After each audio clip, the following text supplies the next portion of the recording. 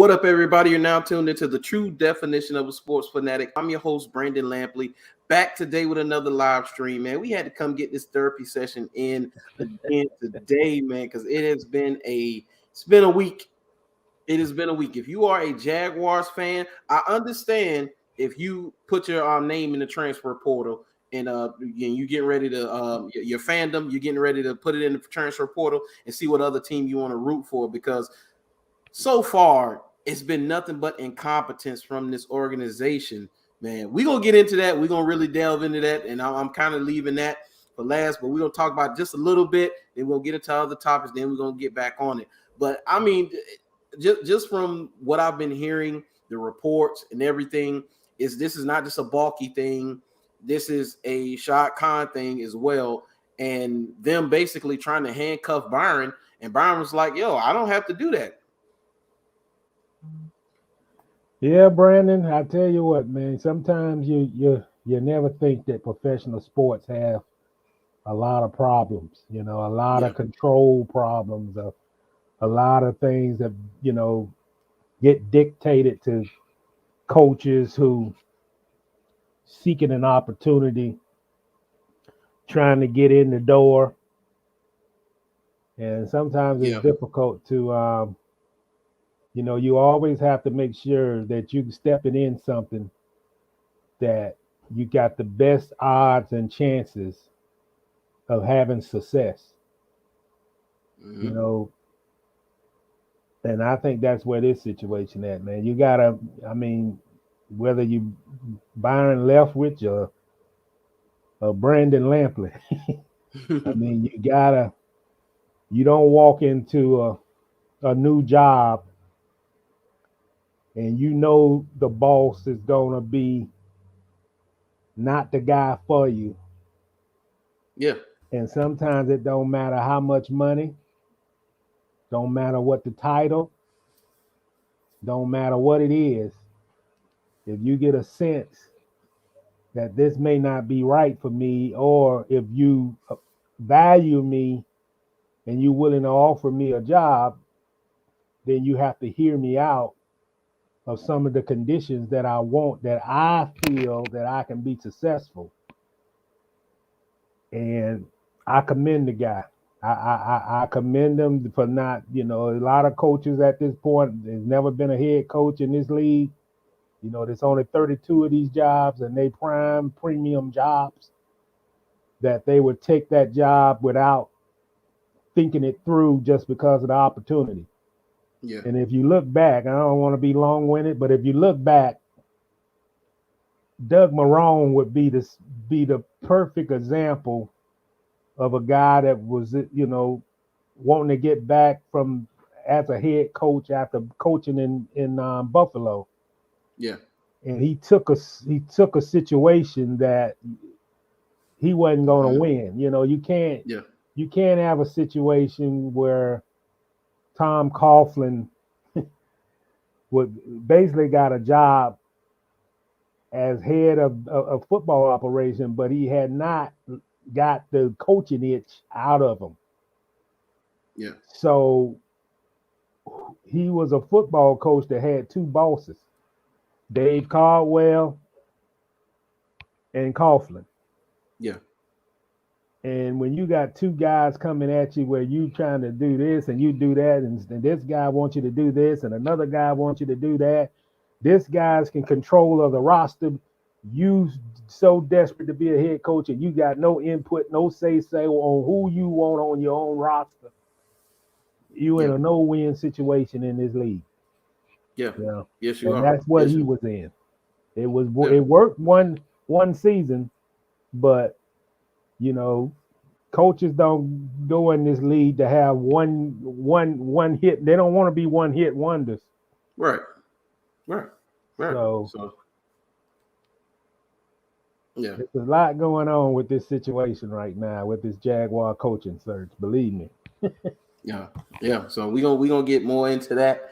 That's just a little taste, but we're gonna get more into that. So, but first, we're going to get into my other topics, and I think we'll start with some NBA. We usually finish off with NBA. We'll start with the NBA, and really Not much on the NBA All-Star games coming up. LeBron James voted 18 times All-Star starter, most in NBA history. I think he's 104 points away from Kareem, and he's out tonight versus the Hornets with a knee soreness or whatever. And Anthony Davis hurt again. Anthony Davis is hurt wait again. A minute. He hurt again?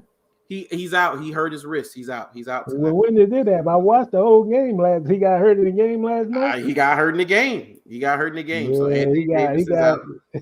He got hurt. His ego got hurt. Yeah. Hey, if Anthony Davis was a supervillain, they would call him Mr. Glass, because it's getting crazy. They're not going to win anything without him anyway. So they got to get him healthy. He's got to stay healthy. But one of the stories that I really want to get in on is this James Harden. James Harden says that he does not like playing in Brooklyn. He doesn't like the quality of the strip clubs. This is a real thing. They say he really said this. He doesn't like the nightlife. It's not much to do. He doesn't like Kyrie being a part-time player.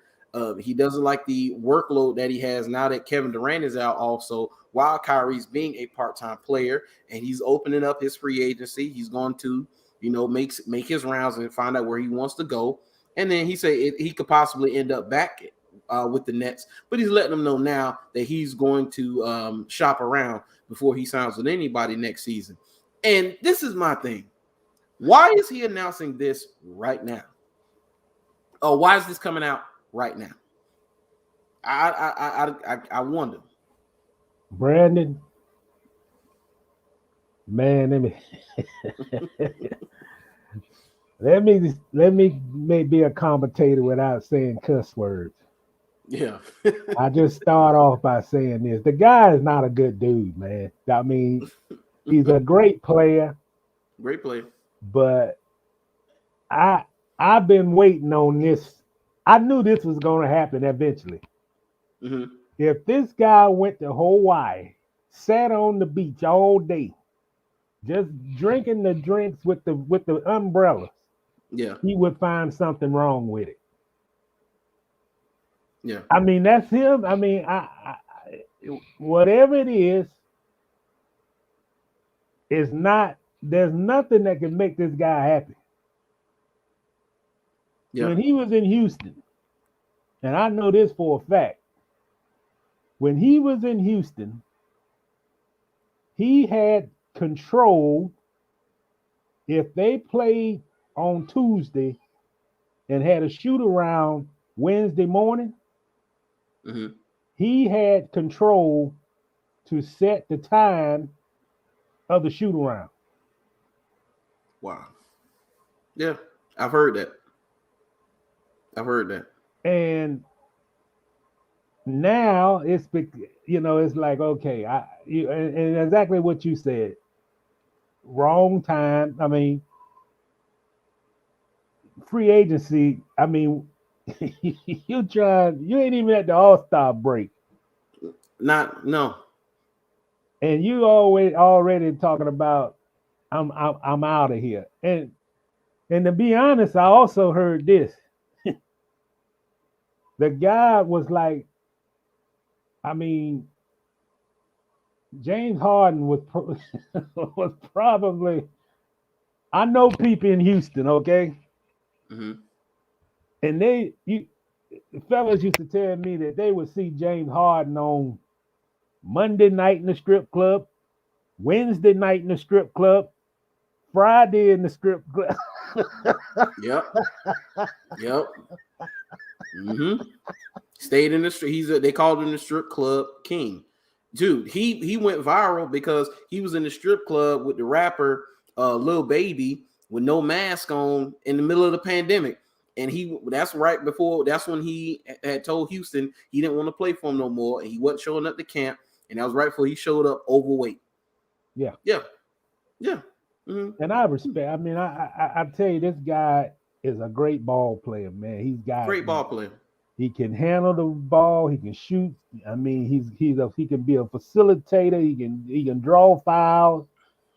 To me, I think he puts a lot of energy in his game. I mean, I feel he's a guy not like Ben Simmons. I mean, he works on his game to be that caliber of player. Yes. But man, this guy is what you call growing up. There used to be athletes, man, that they're not gonna play on your team. Like if you in little league, they're not gonna play at your high school, little league, or whatever it is. If the coach don't give them shoes, some cash, they got to be sitting at the certain spot on the bus. Yep. He got to be catered to. He's got to be given lunch after practice. And this is this dude. That's who he is from what you see beyond the court. Yeah. And he has burned the bridge everywhere he's been at. That situation could have worked in OKC. No, it could have. It could have. It was him. It was him. It was him. He people felt blame that he was better than Westbrook. And there's no way in the world he was going to accept being a sixth man in his career there.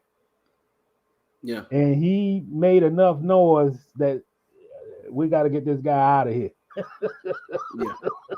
Yeah, I remember there was OKC days, man, right when they were I told you I was following Durant. He was in Seattle, then he went to OKC. So those early days, I watched OKC more than any other team outside of wherever LeBron was at. I watched OKC more than anything. And I saw that because, dude, they had a great young team, a team that would be winning championships right now. Yeah. Whatever Golden State is, Oklahoma City was at first. Oh, yeah. I mean, let's be honest. Let's be honest about what it was and what they had. Steph, Clay, Draymond, great players. Don't get me wrong. But KD, Russell, James Harden, you still had Nick Collison, Serge Ibaka, Thabo Cephalosha. I mean, you name it. They had a squad, and James Harden was like, you know what? Nah, I ain't doing this. I want my own. I want my own control. My own control. I want to start. Yeah. I don't want to be around. I don't want to be the. And he said this publicly that he never felt that he could ever be a third option. Yes. Anywhere. This guy couldn't get along with Chris Paul. Yep. Couldn't get along with Chris Paul. You couldn't get along with Westbrook. Hold on, man. Oh. But what? I'm going to have to interrupt a little bit. Something coming from the Jags. Something's coming from the. Okay, I got you.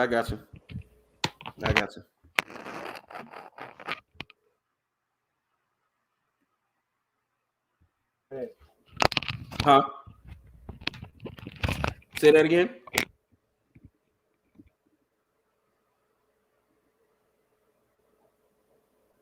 No, what you saying? Say that again. No, we can go ahead. I'm just trying to check to see what this call is. Okay. If you got to take the call, you got some Jaguar news coming through, just let me know, and I can take over. And then you come back in when you can, if you got to go. So just let me know. All right, just keep me on, and I'm gonna take my camera off, and I'll come right back. Okay, I got you. Well, that is some Jaguar news popping. It's never happened before. That means he's getting some news about the current coaching search, because he's been writing articles about it. And for those who watch us, they don't know, Mr. Reid covers the Jaguars for the Florida Times-Picayune and Jacksonville.com. He's been covering sports for 34 years, covered the Saints and the Pelicans. In years past, he's been Jaguars the last 4 seasons. So he's plugged into the Jaguars. So I'm sure we about to see what's going on. To my fellas, what's going on with this head coach situation about these Jags? Inquiring minds want to know. Sean Taylor, hey, he just got off. He was just on here, and he just got off. And I'm watching now. He on the phone with somebody, and I guess they talking about the coaching search or whatever. So we're going to see what information comes out of this.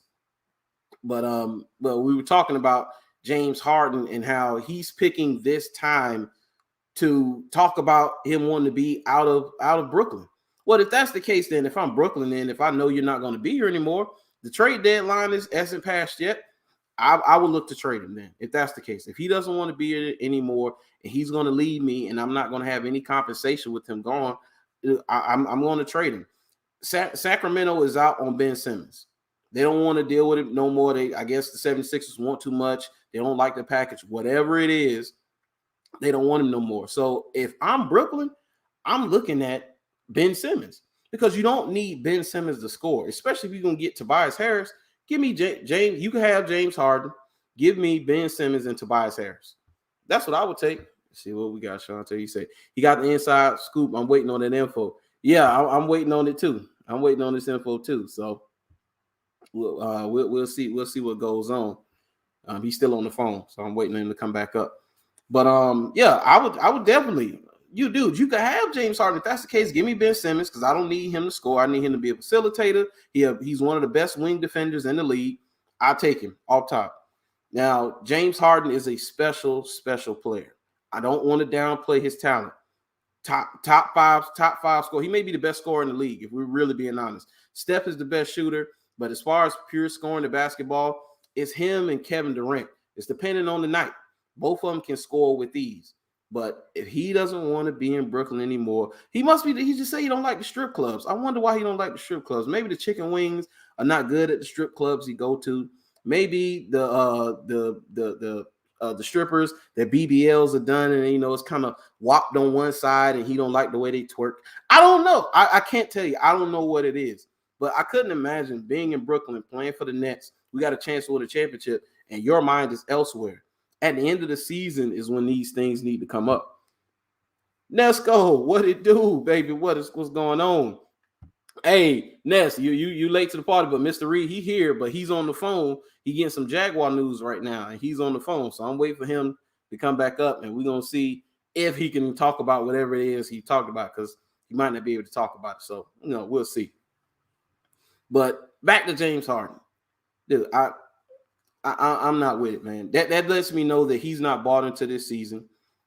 And I understand the complaints. The complaints are valid. Kyrie being a part-time player, Kevin Durant being hurt, and now your offensive.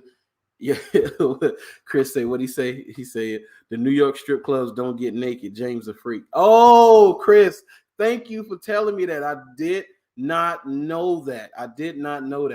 So what's going on with James is James Harden says that he basically told him that he's gonna test out free agency. And he doesn't know if he's coming back to New York. Apparently, he doesn't like living in Brooklyn. He doesn't like the strip clubs in Brooklyn. Real quote. So supposedly what he said. And he's thinking about, not being there anymore. He doesn't like Kyrie being a part-time player, which before this was put together, there was reports that Kyrie didn't want to play with Harden. So, they could have that could be one thing too. And now Kevin Durant is hurt. So now it's his usage and stuff is up and it's all on him. And let's go say, wow, they don't get naked. see, we used to that. Y'all some freaks, man. That's what y'all are. He said, y'all surprised they don't get naked. You're not supposed to be in there anyway. What are you doing? But yeah, that's what James Harden's issue is. But it is what it is. I will move on from him now. I wouldn't wait. I'll move on from him now. And if I can get Ben Simmons and Tobias Harris, I take him. Because other than that, what else are you going to get in equal value? I don't think you're going to get equal value for it, James Harden, because he's that special of a player. But it is what it is. He's made it known he doesn't want to be there anymore. So I will move on without him. So, it is what it is, man. Let's see. What's my other NBA news before we move on? So I'm gonna wait to talk about Barry Bonds with him. He said, I go there for the food. Yeah, and I said that, Ness. I said that. I was like, hey, maybe the chicken wings, they're not good there. Because they talk about how Magic City in Atlanta and how good the food is. They say the food is so good that Lou Williams has wings named after him. Hey, that's why they in the bubble. When he left the bubble, the NBA bubble, he was in the strip club chilling with Jack Harlow, and that's how they started calling him Lemon Pepper Lou. So he said he was just there for the lemon pepper wings, dog. He's not there for anything else. It's just the wings, okay? That's all it is. But man, it is what it is, man. But I do want to say, who we want to talk about? Oh, this is another thing. The 76ers are wasting Joel Embiid as well. They got to move on from Ben Simmons. Let's see. Waco's has the best steak burger in the city. Wacko's. Oh man, you know what? And my brother wanted to go to Wacko's. See now, Ness, you're gonna have me up in Wacko's. Matter of fact, quick story. This has nothing to do with sports, but quick story, and it's not that long. Speaking of Wacko's, I remember when I used to do Uber and Lyft. Picked up this young lady, beautiful, gorgeous young lady, light skin, had her hair all braided to the back, looked like she was kind of foreign. I couldn't really tell what she was. It was some black in there, so somebody was black, and then somebody was something else, whatever it was. She was a nice mix, man. And she had a little suitcase, a little rolling suitcase, got in the car, talked to her. She was very nice. And the destination was Wacko's. And I pulled up and she's like, oh, thanks. Gave me a nice tip. And she went round the back. And I was like, wow. So, I mean, if she's any indication of what's in Wacko's, I'm going to Wacko's. I'm just letting y'all know that right now. But anyway, we are moving on. Let's see. Kings balk at Simmons Price. Yeah. So, yeah, the Kings, the Sacramento Kings basically told the 76ers that, no, dude, no, we're not having it. We're not giving up what you want for him. Hey, Sean say Wackos. Hey, Sean, you laughing? Y'all must have been to Wackos before. I know Ness done been, Sean. Sean, you must have been in Wackos as well. It's all good. It's all good. Hey, matter of fact, we need to do a field trip to Wackos because I've never been to a strip club. So we need to go. To my B, you out of control. Hey, man, I'm just saying, man. I've lived the life just a little bit. I've lived the life just a little bit. Let's see. Mr. Reid is still on the phone, man, getting this information. But you know what? We're going to move forward. We're going to go ahead and go into Mr. Barry Bonds. We'll talk a little bit of baseball before we get into what was one of the greatest football weekends I've ever seen in my life. The games were absolutely astounding. I mean, any word that you can use to describe it, I mean, I think you're going to undersell it however you describe it.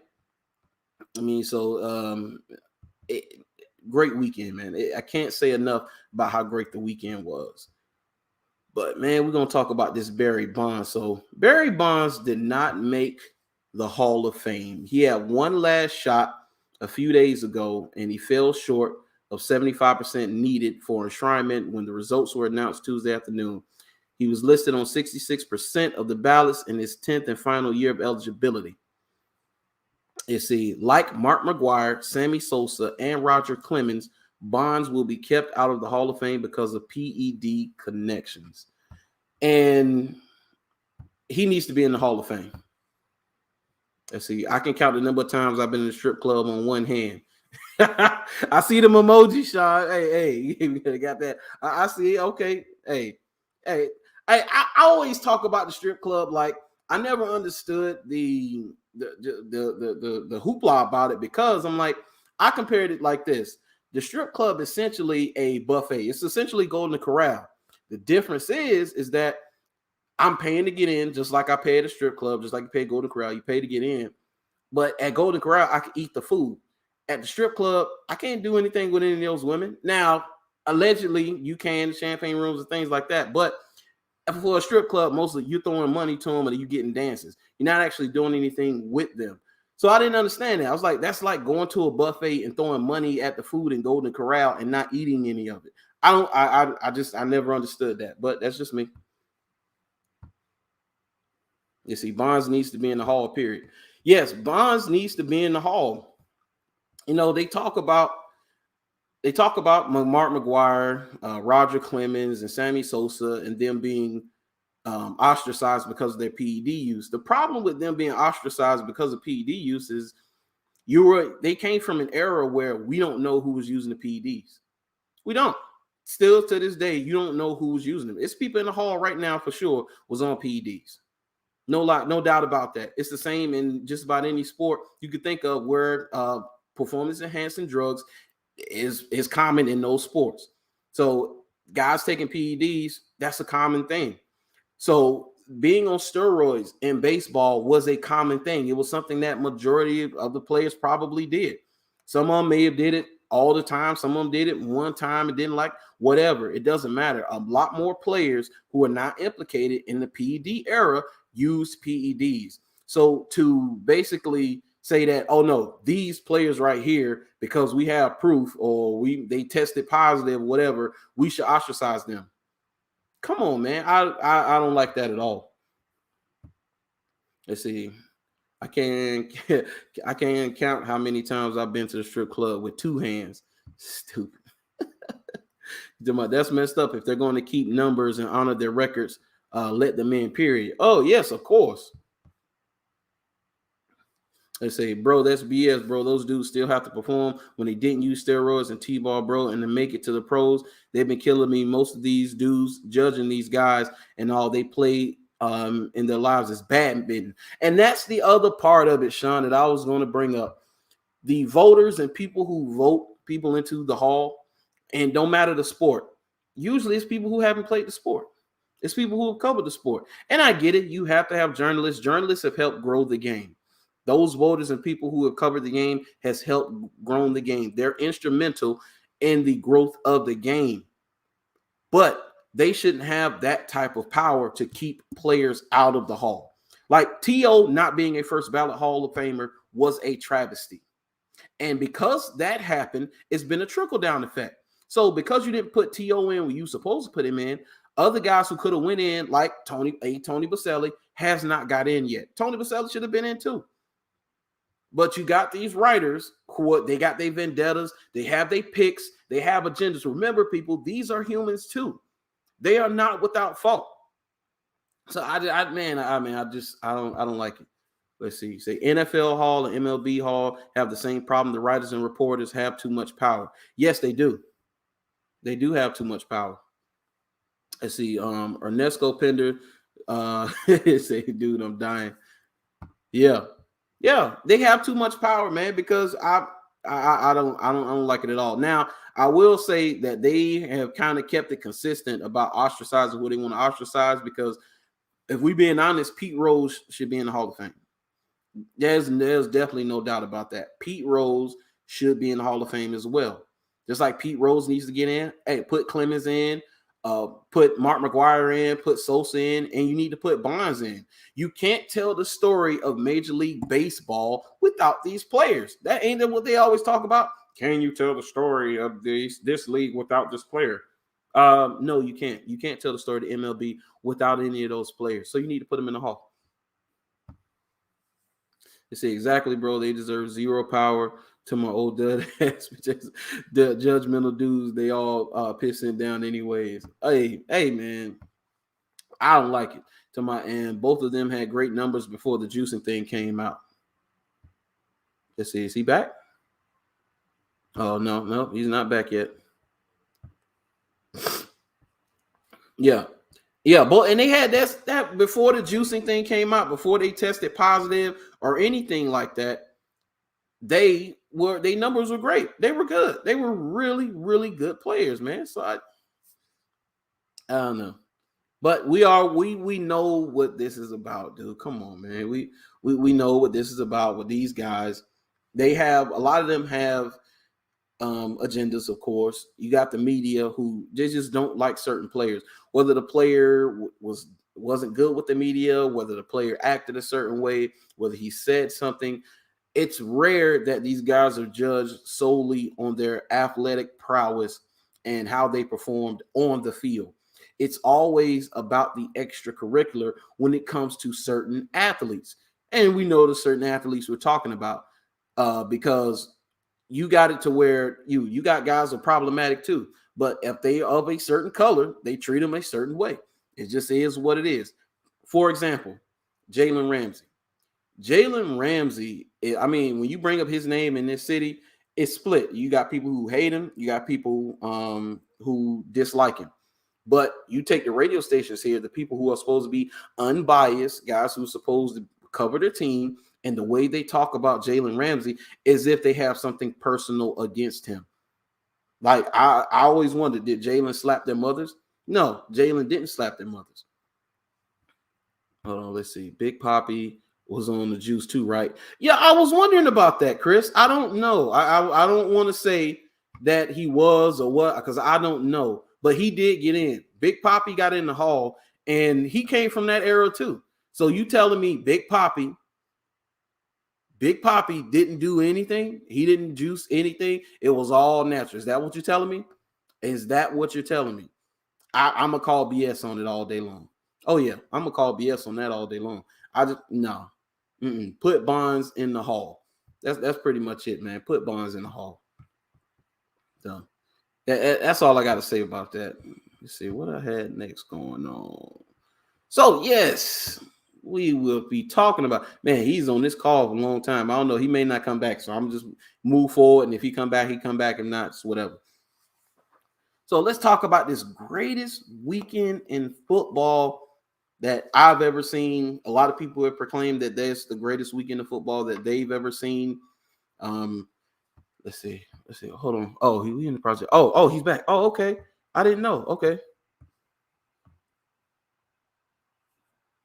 Let's see. Gotcha. You back? Yeah, I'm back. Okay, there we go. He's back. I give you a little scoop. Okay, yeah. What's going on?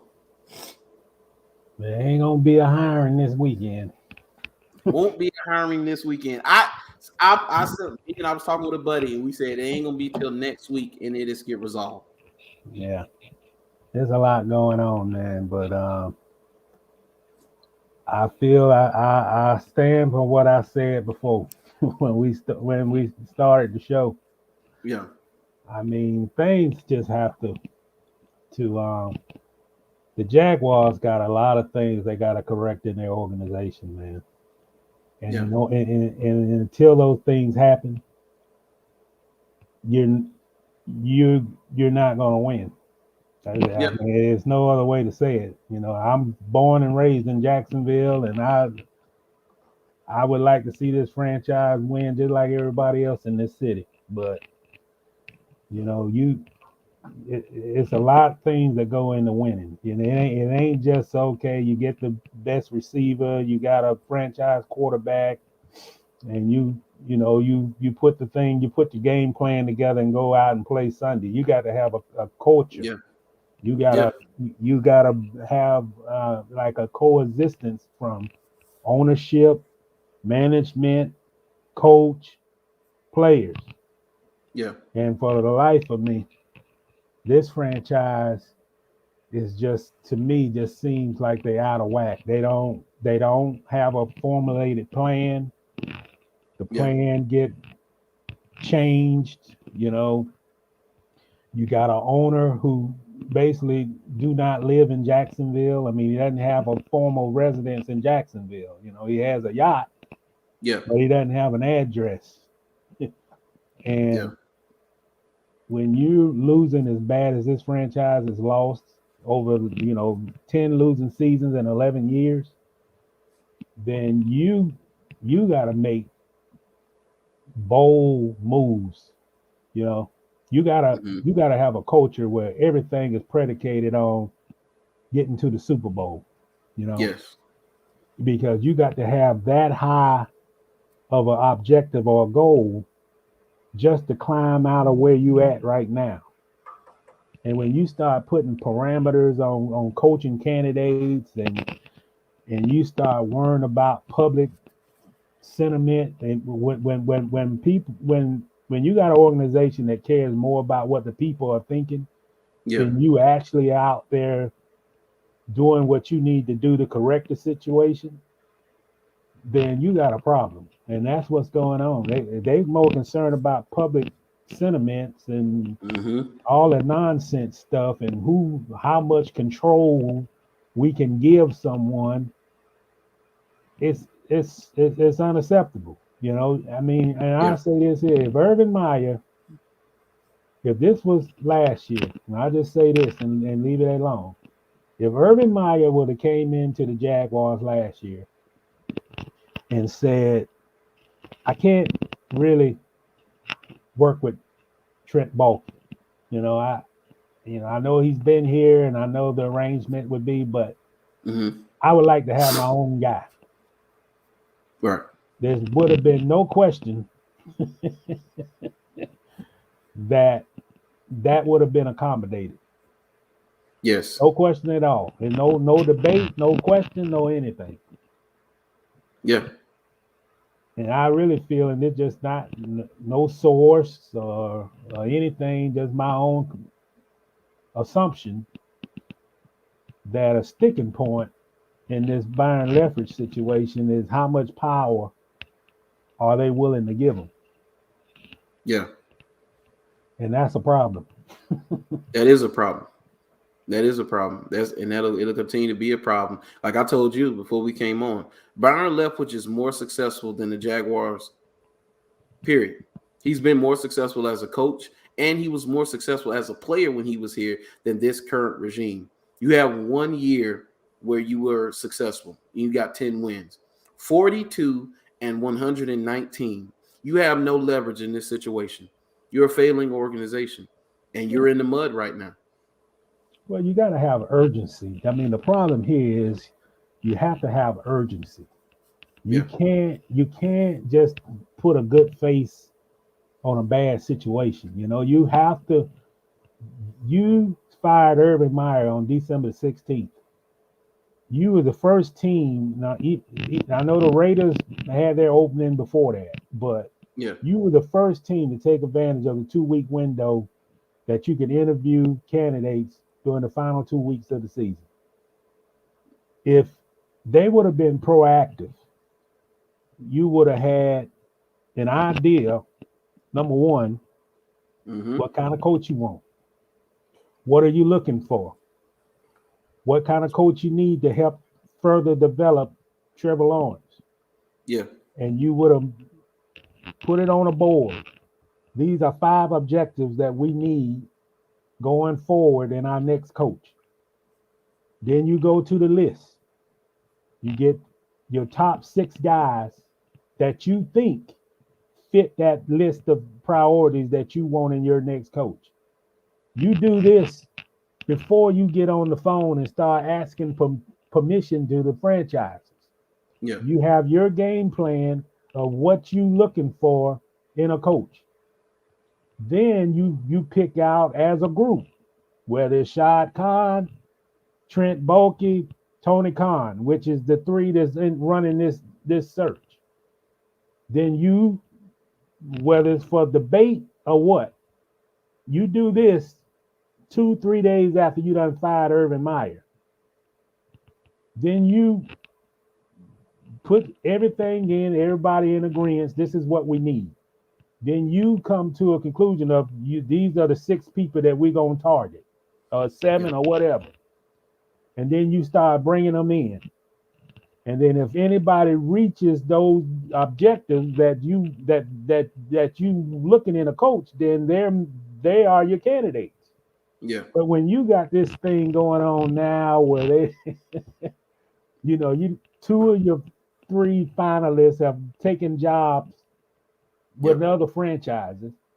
For the life of me, I'm just saying, for the life of me, how in the world do you not interview the Kansas City offensive coordinator, Eric Bieniemy, the Buffalo offensive coordinator, Daboll, he just got hired by Giants. And then you wait. You wait in a situation where you bring in Byron the first time. And then you bring him in the second time. And it's like he never had the first interview. That's incompetence, man. And you can't run a search like that because just like with anything, if your neighbors talk, don't you think coaches talk? They talk among each other. What do you think they're saying? Man, don't go to that place. Don't go to Jacksonville. And the part that we're you gotta mention is that coaches have declined to interview here because of Trent Baalke. I don't think he's the problem. There's no. Everybody. Hey, we can state it on the record. There's no secret. Everybody Yeah. in the NFL circle. Yep. And, you know, the situation in San Francisco was a bad situation. It happened in 214. We in 222. So Yeah. if it's still impacting people's thoughts of him, then the little stuff that got out, just imagine what all went on. Yeah. You Yeah. know, I mean, he doesn't get along with anybody. Yeah. You Shoot, know, that's you can't be in this, you can't be in this business, man. You can't be in the NFL and you undercutting somebody in your own organization, you know, because you got a tit for tat with Harbaugh. You know, you can't. That's not going to leave. You yeah. know. Then you Yeah. go out and hire the defensive line coach to replace him, and he wasn't ready to be a head coach. Yeah. Actually, the story is that this guy was so out of touch because he wanted to have a bond with the players that he he would cut his meetings, shorten the meetings so the players could get on their cell phones or check their social media messages Yeah. because he I've wanted heard about that. yeah because he didn't know how to relate, so he was trying to relate in a way, man, I got to make these guys feel, like, man, like I Mm-hmm. support them. Yeah. And that's who he hired. Wow. But Hey, it's see, it's just it's just tough to put a straight face on things, man. I done been mm, around the block, and I'll be on, not saying I'm an inside guy or anything like that, but this search is not going the way it's supposed to go. yeah. And I just hate for the fans to, be on pins and needles and thinking that things gonna go the way you hope it go, and these guys might hire somebody you ain't never heard of before. So I'll Awful, leave it at man. that. Awful. Yeah. We'll come back to it a little bit. But while you were gone, I got into this Barry Bonds topic and him not making the Hall and talk about how he should be in the Hall. See, Sean Taylor says the media always switches the narrative to fit their negative agenda when they expect athletes to be their bosom buddy. After they trash their name in front of the world. Nah, homie, it don't work that way. Put some respect on my name. Yeah, But this you this know is what? true. That's the toughest thing about journalism, Mm-hmm. because exactly what he said. You Mm-hmm. do you cheese up to him and be buddy buddy with him, and then you write that story. But the bottom line for journalists, you can't. There's never gonna be a bond relationship between the media guy and the athlete. It Yeah. can't, Yeah. because journalist is not gonna be able to do his job, because once you've been told that this guy did this or did that, you can't go to your editor and say, well, that's my boy. I can't write that, Mm-hmm. because if you do, you're out of a job. Yeah. And I'm then if biased. and then if you know, most of the time when you write that first negative or second negative story, the friendship bond is done anyway. He don't trust you. Yeah. So it goes back and forth, man. I just think anybody would be in journalism. The one thing that you're not gonna be boys to these athletes, man. You're not gonna be. Yeah. I would imagine. I would imagine. Mm-hmm. Because in Yeah. my career, man, I done had some tit for tats with some NBA players, and the first thing they said, "Man, I thought you was my boy."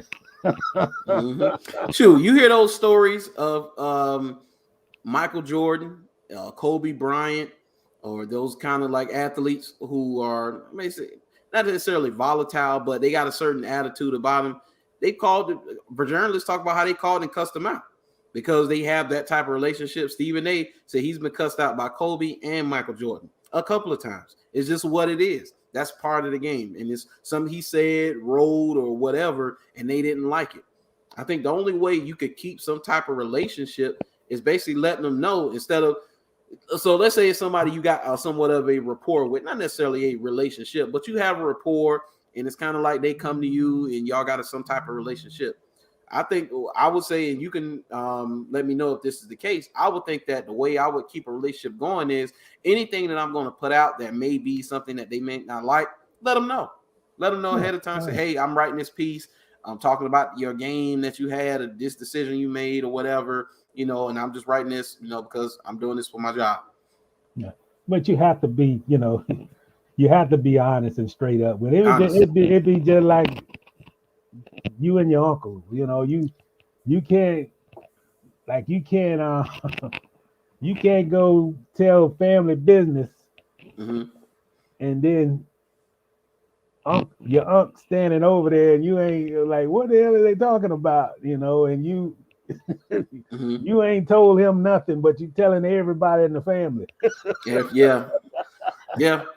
That's what it's like. And he found out from somebody else, not you. Exactly. And who told him? You told him. And it's like that don't, and that's how these guys, if you straight up with them, say, man, like, hey, I got this story I'm writing, I can't get out of it.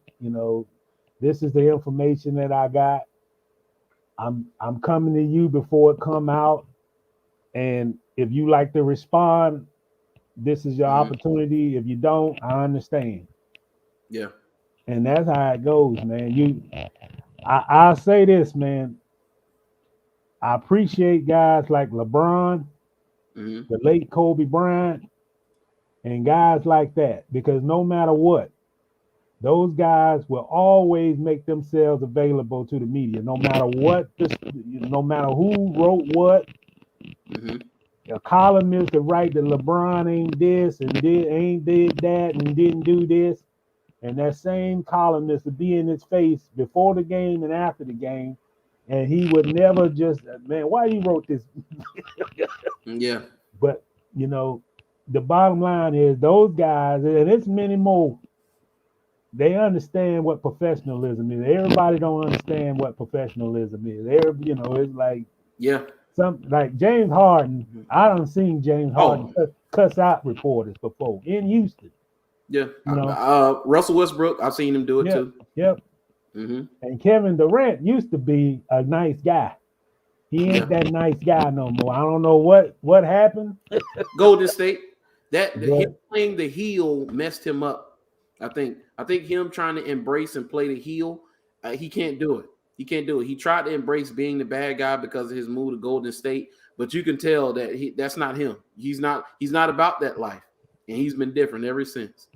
I'll tell you this: out of all the sports guys, hockey, baseball players are the worst. Baseball players, they will cuss a reporter out in a minute. Even for the most simplest stuff. For what reason? I don't know. But they don't have tolerance or patience for media. Yeah. True that. So you got a few comments. Sean Taylor say, Mr. Reid ain't lying. For sure. He said, preach, Uncle John. He said, okay, Mr. Reid, you got a point there. Yeah. This is it. Yeah. I mean, people know you see it all the time. You see, Sean say, what erroneous? No hiring. Come on, Jags. Y'all need to get yourself together. That's that bullshiggity. How you say that again? What is it? Yeah, he said bullshiggity. He said that all the time. You see, what's that? That's that bullshiggity. He said it all the time. Boy. Yeah, I'll tell you what, man. We got a 3-14 search going on right now. You're right. I have no praise to give about the search, and I'm just being honest. I know, this is John Reid talking. This ain't the Times-Union. This is John Reid. Yeah. And I'm sharing my opinion. I don't like the way this search is going right now. Yeah. I don't. Yeah. I don't either. I don't like what I've heard. I don't like the reports that's coming out. This power struggle, this trying to leverage things against Byron. You have zero to leverage. It's Well, the longer you wait to make a decision, mm-hmm. that's not a positive Right. for Leftwich. No. Put it that way. Yeah. You extend this thing in the next week and all that. That's the definition that things are not working in the right direction. Right. I just leave it at that. And here's the rub. Byron Leftwich is going to be a head coach, whether it's with the Jaguars or not. Yep. This is obvious. That's where he's trending. That's where he's going. And he has, like you said, he has no problem going back to Tampa, being the OC, and maybe being Bruce Arians' successor, or going back to Tampa, being the OC, and then next year putting his hat in the ring for any other jobs that come up, because it'll be jobs that come up next year, in the future. So it is what it is, man. You see, at the end of the day, they chose the GM over Byron, shake him up. Yeah. That's what it sounds like. They're choosing Balky, and and you can't put it all on Balky, like you said. Khan got to wear majority of this. This is Khan. Yeah, right. He's got to take more ownership of this franchise, man.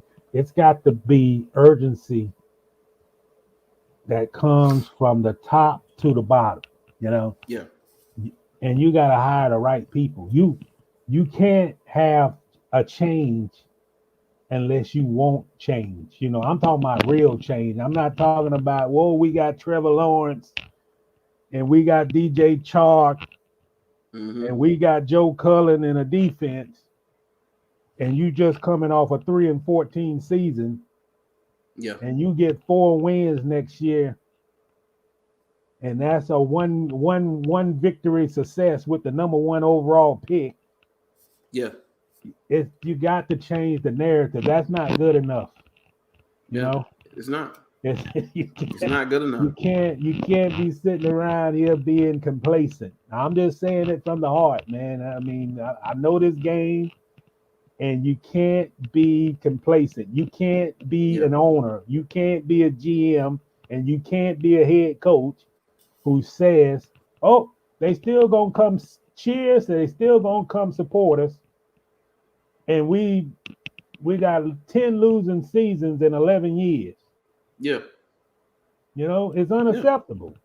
Yeah, it is. To go to LA, I'm gonna be honest, to go to LA and see the way the Rams ran the score up on these guys.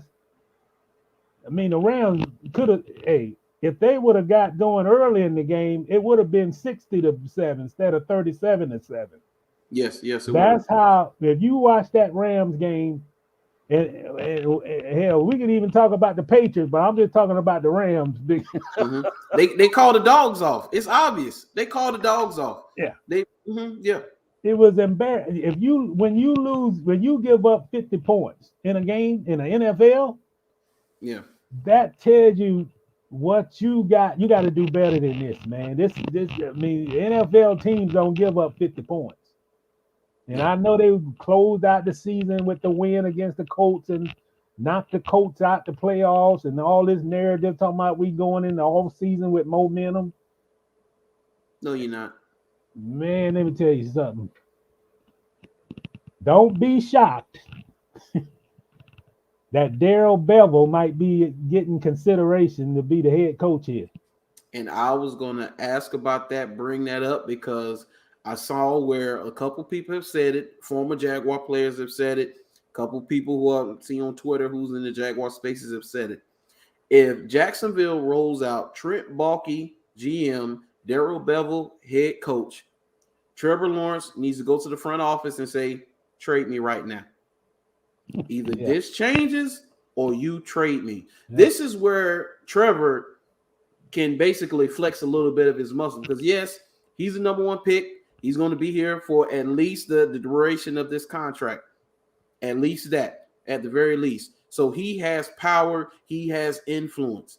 And if Trevor says, yo, I don't want this, you got to trade me, they got to listen. Yeah. But man, this I just for my hometown sake, I'm just saying from the hometown sake that I was born, raised, and live in Jacksonville. It got nothing to do with journalism. But I know what the passion is for the fans in this town for this football team. Yeah. That I hope they make the right decision. As of right now, you know, I'll say this that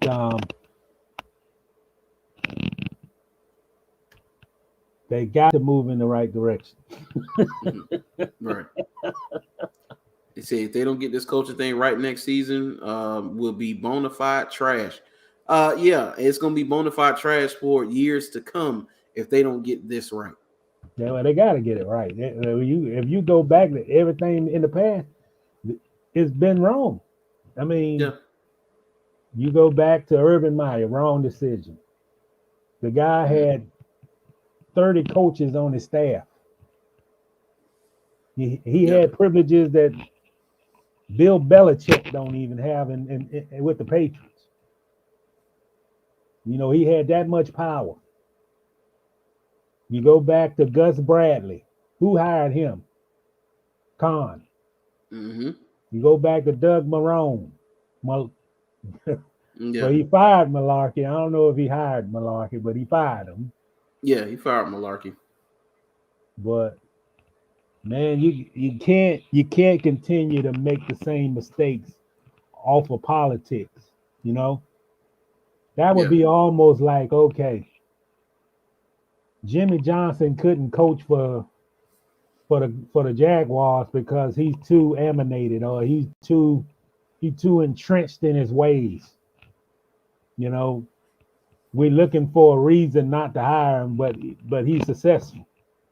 Yeah. You know, that's where this franchise got to move in the wrong. They got to move out of that direction, man. You gotta take chances.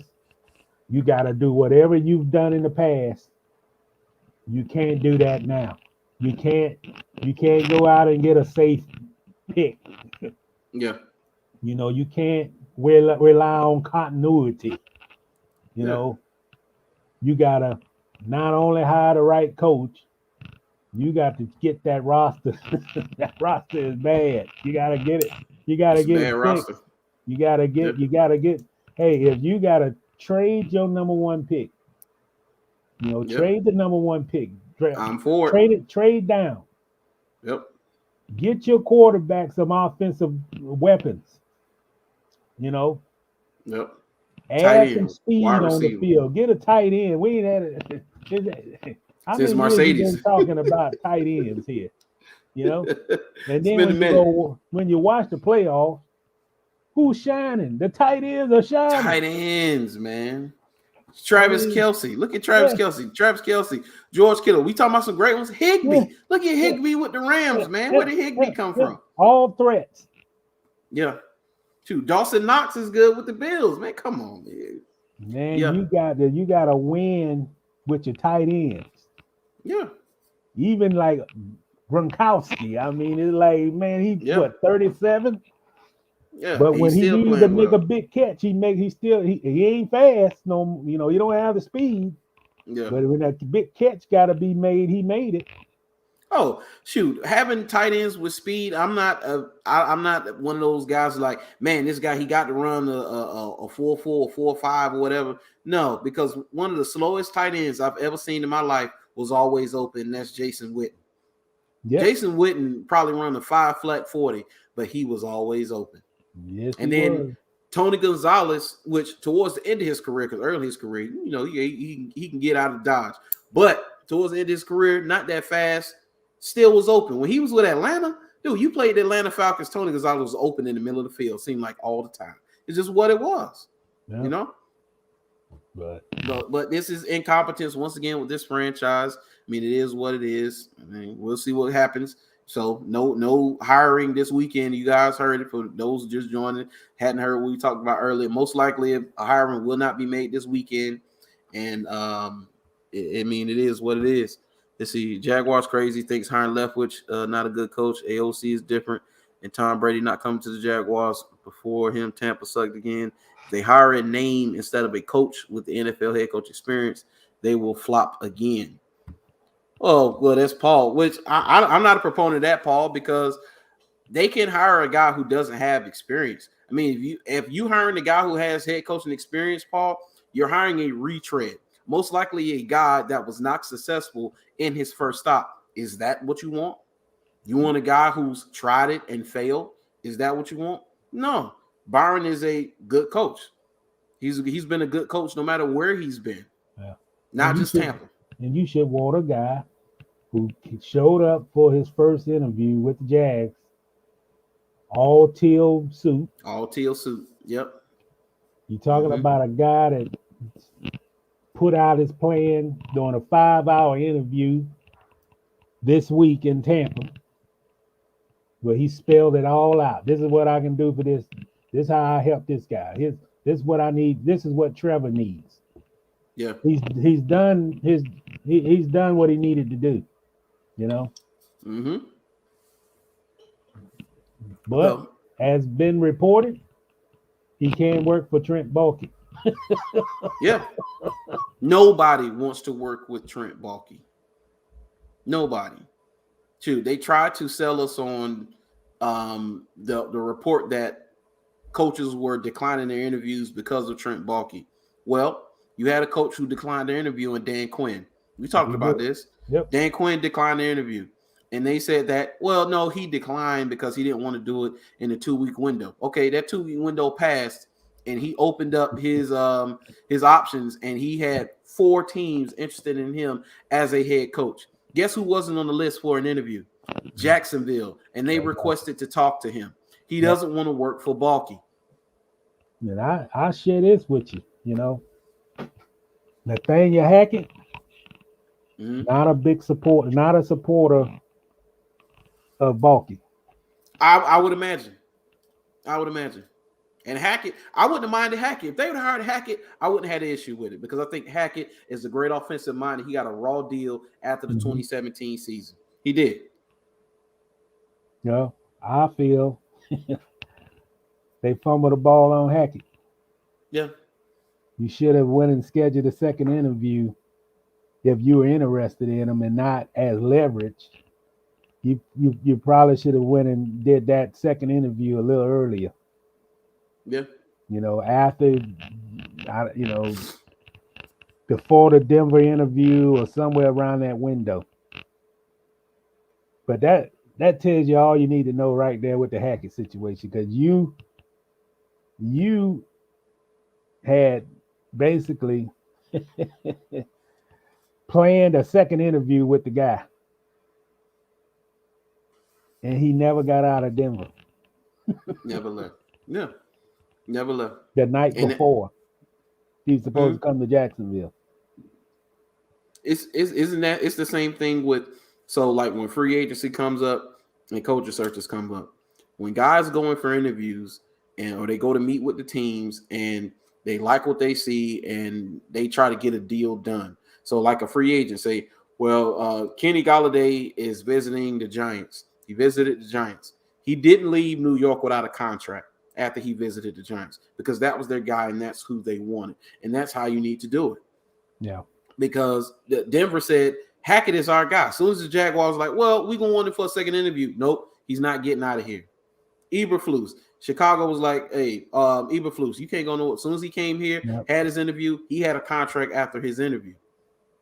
Dable just went to New York. Dable, I hadn't heard Dable and New York in the same sentence before, really before today. Maybe some interest, but they haven't really talked about it. He's the head coach as of a couple hours ago because he went to New York and he got a contract after his interview. That's how it goes. That's got their GM. The GM like that's just like Chicago. Chicago hired their GM like 3 days ago. And hey, they wanted him to get in place. And he said, who you see among these, this is the group, who you like, the choice is yours. And that's what happened. Now this situation here in Jacksonville is like, no, you take them. No, who they're squabbling among each other. Yes. And they now are. you're allowing, like, I mean, it's not good to be the laughing stock of the league on the field and off the field. You can't Yeah. win enough games. You can't do a coaching search right. You got a GM in place who has $70 million under the cap, and he goes out the first day of free agency and say we're looking for value. We don't have a tight end. We don't have a receiver with speed. We lost Yannick. Yeah. And the guy said the first thing he said when the two tight ends signed with the Patriots, well, we met our objective. We signed Chris Manhurts, and we was looking for value. Yeah, he got to go because You Hunter can't win Henry. in this league without talent, man. I don't care Yeah. how you shape it, say it. You will not win. You could go bring back Don Shula. Mm-hmm. You can Lombardi. You can roll Lombardi. Lombardi out there. You can run Hank Stram out there. Yeah, and you're not going to win by fighting with a slingshot while they got rifles. Not Yeah. gonna happen. You know? Hey, Chris say the Jags are 2 steps behind on the field and 4 steps behind off the field. You just summed it up, Chris. We can end the show on that right 10 there. steps behind. We can end the show right there. He just summed up the Jacksonville Jaguars organization in a comment on Facebook. He just summed it up. Yeah. Yeah. And things got to change, man. You're getting a building, a nice. They started. I think the construction about to start on that nice practice facility, and Yep. Things seem to be moving in the right direction. And then every other day is you take 5 steps back. Yep. And can't even explain it. Yep. Let's see. Sean Taylor say Byron is young, was a quarterback, knows the quarterback position, is more relatable to Trevor, can help make him better decisions. But this bulky buffoon, he talking about Trent Bulky, whatever he need to go. No quality hire is going to jail with the buckle belt buckle, whatever his name is, to my Bulky, whatever his name is, because that dude is a joke. My 5-year-old daughter can do a better job.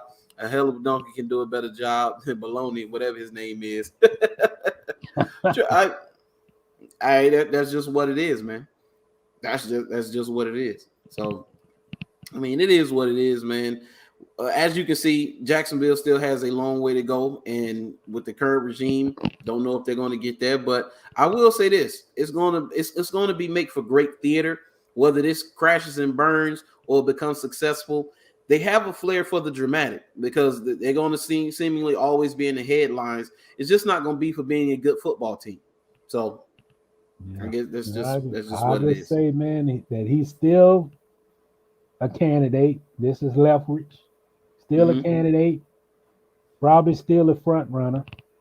Yeah, but it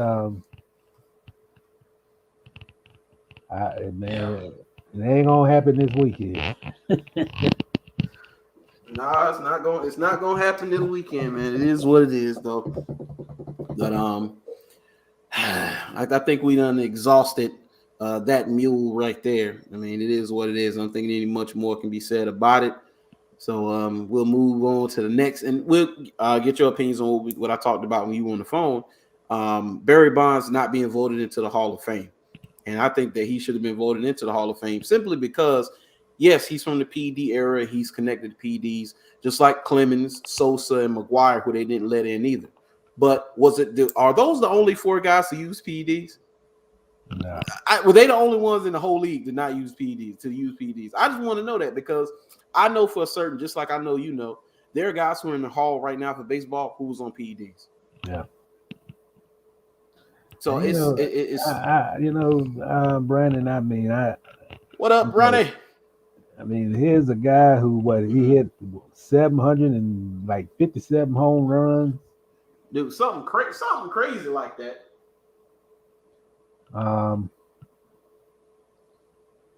I think he should have been in a long time ago, to be honest.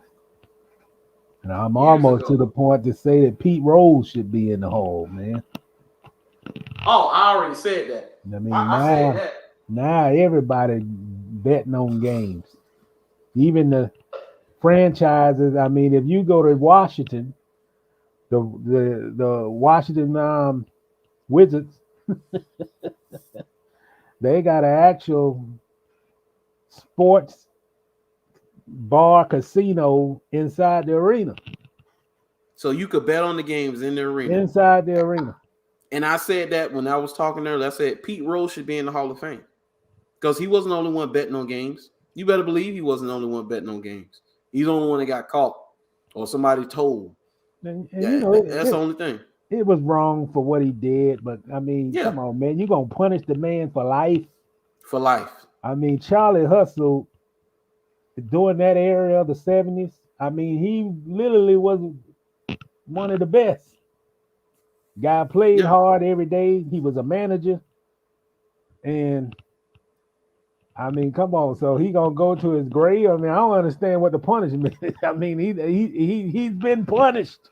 How much more is he gonna have to be punished? I mean, we know he was wrong. He was wrong. Yeah. But hey, we don't live in the 70s. We don't live in the 80s. We don't live in the 90s no more. We live in everything changes, and right now gambling is accepted. Yes. You know, it's on billboards in the arenas. And just like I said earlier, you can go to a Wizards basketball game and gamble on you can lay a bet. I don't know if you can lay a bet on the Wizards game, but you can lay a bet on sports events at the arena. Yeah. Over chicken wings. Yeah. Shoot, just think about the conversations surrounding marijuana and how it's changed just over the last 5 years and how the conversation around marijuana has changed. You get to a point where it's legal in 10 states and it's legal medically in close to I think it's like 15 to 20 states. Yep. And it's going to be legal nationwide because they're seeing that once they legalize it, they're making all types of money off because they're able to tax it, open these dispensaries and stuff. Guys who are in jail off of those charges needs to be let out because look, you got people making a killing, setting their families up for life off of selling marijuana now. So anybody who's in jail needs to be out now. I mean, it just is what it is. And don't forget, these states are making a whole lot of money. Somebody was telling me, man, it costs almost $1 million to get a license to have one of those marijuana stores in Colorado. You have to pay over $1 million just to get the license. Yes. They got folks in Colorado eating like cookies, marijuana cookies and gumdrops and candy. Yeah. And all that revenue is going back to the state because they're paying taxes every time you sell something from there. So, you know, society changed, man. You know, I just feel, you know, there's actually writers that are baseball Hall of Fame writers. I mean, the voters, and they're not even covering the game. But they don't lose their, you know, it's like a lifetime thing. Yeah. To vote. So even if you stop covering Major League Baseball and you covering basketball or football, you still keep your vote, which I think is wrong. Yeah, that's you're not following the game. So how would you be authoritative on casting votes? True. Yeah, true. Ronnie Davis say fantasy football is a fun form of legal gambling. Yes. Yes, fantasy anything, fantasy basketball, football, whatever. Yes, it is a form of legal gambling. Yes, it is. Yeah. And it's here to stay. I mean, that's another thing, man. Gambling is not going anywhere. Yeah. No, it's not. It's here to stay. Hey, and neither is marijuana, because look at Sean Taylor say, wait, somebody say marijuana? Pass me some. That license ain't cheap. No. Right. Right. Right. So this was once a country who made it illegal to drink alcohol. Yes, prohibition. Hey, and they say feminists. I heard that like feminists in the feminist movement, women started the basically trying to get alcohol banned because they didn't like how it made their husbands and how guys were and how they acted when they were on alcohol. So they tried to get it up out of here. Yeah. Oh yeah. And you know what, man? That's how Walgreens started. Well, Walgreens became a big business back in Prohibition because you could go to Walgreens and they would actually sell alcohol, and it was like medicine. They wouldn't call it alcohol, but it was like medicine. And all those folks used to go to the drug store. And that's how they got their money. Whoa, I didn't know that. That's a history lesson for you right there. Yeah, boy. Walgreens was big and in the distillery. Wow. Yeah. So I mean, like you say, the voters, the guys, guys not even covering the game anymore. And they had a say so on whether Barry Bonds should have been in the hall or not. Now, whether they didn't like him, his personality, whatever, don't know, don't care. But too many times they are judging these guys off of attitudes, relationships, and things like that. Not what the guy did on the field or on the court, night in, night out, day in and day out. It's making it personal. We talk about this all the time. It's a business. You're not supposed to make it personal. And you know what, man? Let's go back in baseball history. You know, Babe Ruth was not a good guy. Todd Cobb was not a good guy. You know? Yeah. But they in the hall. They're in the hall. They're in the hall, man. They're in the hall. So, you know, I say, man, enough is enough, man. Just go reward the guys what they did on. You know, you're not going to be able to take away that Barry Bonds hit over almost 800 home runs. Yeah. And had one season, I believe he hit, 57 or whatever it was to set the record. It's not going anywhere. That's always to be in the history books. Yeah, like Reggie Bush winning a Heisman. I don't care what you said. You took Reggie's Heisman from him. Reggie Bush is a Heisman winner. Oh yeah, this is what it is. He's the best player in college football that year. No question about it. And like I said, they always say, well, can you tell the story of this league without this player? And you cannot tell the story of the MLB without Barry Bonds. You can't. Yep. Barry Bonds is right up there with a Pete Rose, with a Babe Ruth, with a Ken Griffey Jr., Alex Rodriguez, Derek Jeter, you name it. You name it. And you know what? His name is up there. He never. My recollection is he never came back with a positive test. You know, people assume that, man, here's a guy that came in the league and he was 165 pounds. And at the end of his career, he was like 240. So it was like, man, he got to be on. I mean, he had to be on something. He hitting home runs like 400, 500 feet home runs. And there was basically an assumption that he was on it. But my recollection is that he never was. He never came back with a positive PED test. You know, there were things that they. So.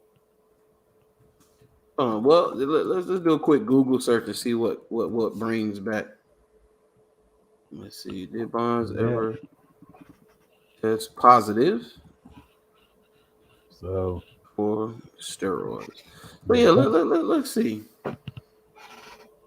Let's see. Case against Barry Bonds. Test steroids among Balco evidence. Let's see. Okay, Bonds. This is in 2007, November 15th. You say Bonds positive steroid test discovered among Balco evidence. So supposedly they discovered a test. It's as suspicious of steroid use gained in volume as federal investigators doggedly stayed on the case. The defense from his camp never wavered. Bonds never flunked the drug test, they argued. He said that argument is no longer valid, or so says the government in the 10-page indictment lodged Thursday against the 43-year-old Bonds, making a case that Bonds perjured himself when he told the grand jury that he did not knowingly use performance-enhancing drugs. Federal attorneys allege an indictment that they have evidence that he has tested positive. So they had evidence that he tested positive. Well, hey, it is what it is. Every test that the Major League Baseball administered, though, it didn't come back a positive test. It took an investigation like this to find it. Yeah, they raided that Balco building, and I guess they found the results in the building. But yeah, you know, yeah. Well, it is what it is, man. Let's see. Who is this? Let's see, Josh Stewart. What up, Josh? He said, yeah, they took away some of Bobby Bowden wins, didn't change his legacy. Rest in peace, but go Gators. Yeah, it doesn't change anything. That vacating wins, taking away awards or anything like that, it doesn't change anything. Joe Paterno is still the greatest coach in Penn State history. They can't erase that. You're forever tied to him and Sandusky. It is what it is. Mm-hmm. So, I mean, yeah. Well, but that's the world we live in, man. yeah, that's the world that we live in, man. But yeah, Barry Bonds should be in the Hall of Fame, man. So it is what it is. But let's see, what we hour and a half in. Okay, well, let's finish it up talking about one of the greatest football weekends I had ever seen in my life. I mean, these were really, really good games. All four came at the gun, 3 by kicks. One went into overtime with a walk-off touchdown. I don't think you can get any better than that. Dude, if the NFL is rigged or if they write in the script, the writers were in their bag for Saturday and Sunday. I'm trying to tell you, man, you can't you take that to Hollywood and they're like, nobody's going to believe this. Nobody's going to believe this script, but it happened. And it's up. Jim Irsay said it. Jim Irsay tweeted out, and man, what I want to make sure I get his tweet right because I don't really see many Jim Irsay tweets because Jim Irsay be on the sauce sometimes. So I don't know. I don't know, man. Because I know he got in trouble because what was he on? Was he on pills? Yeah, he got in trouble for some. He be on alcohol and pills. He be going ham. And see, he said you can see clear as day that the final 8 NFL team playoffs, you need a quarterback and offense who can score 30 or more in regulation and a defense that can hold an opponent under 30. I mean, that's a simple way of putting it right there. You need a quarterback. Josh Allen, Patrick Mahomes, Joe Burrow has showed you got to go get your quarterback. You need a quarterback. And then once you get him, you need to protect him and you need to give him weapons. He needs weapons. I don't know if you have to protect him. I mean, Burrow stacked 9 times. Oh my goodness! Yeah, you need a receiver like that. Chase, you need. Ooh, I tell you what, though, man, that's an amazing story. How far the Bengals have come in 3-4 seasons since they got Burrow. Yeah, it's amazing. It is amazing. He's in his second year. Yep. And Zach Taylor is in his third year as the coach. Yep. And I remember Jacksonville going up there in 2018 to play them and ended up beating them. But I was like, yo, they not that far away. Yeah. After that game, I was like, yeah, they're not that far away. Yeah, Yannick had a pick 6 in that game. Yeah. Yannick had a pick 6 in that game. Yeah. I said they're not that far away. And then they went and got Burrow. And then they had a choice to make. Penei Sewell or Jamar Chase, and they chose Jamar Chase. Yeah. And I think that you got to do that because you can somewhat, I won't say patchwork offensive line, but I think you can find linemen who are serviceable. But Jamar Chases are at the top of drafts. Yeah, he's I mean, that's what this franchise got to do, man. You go out and get a playmaker. Go out to get a receiver who can not only make the catch, but get yards after the catch and just a big play receiver. And then you look at, hey, they play together in college.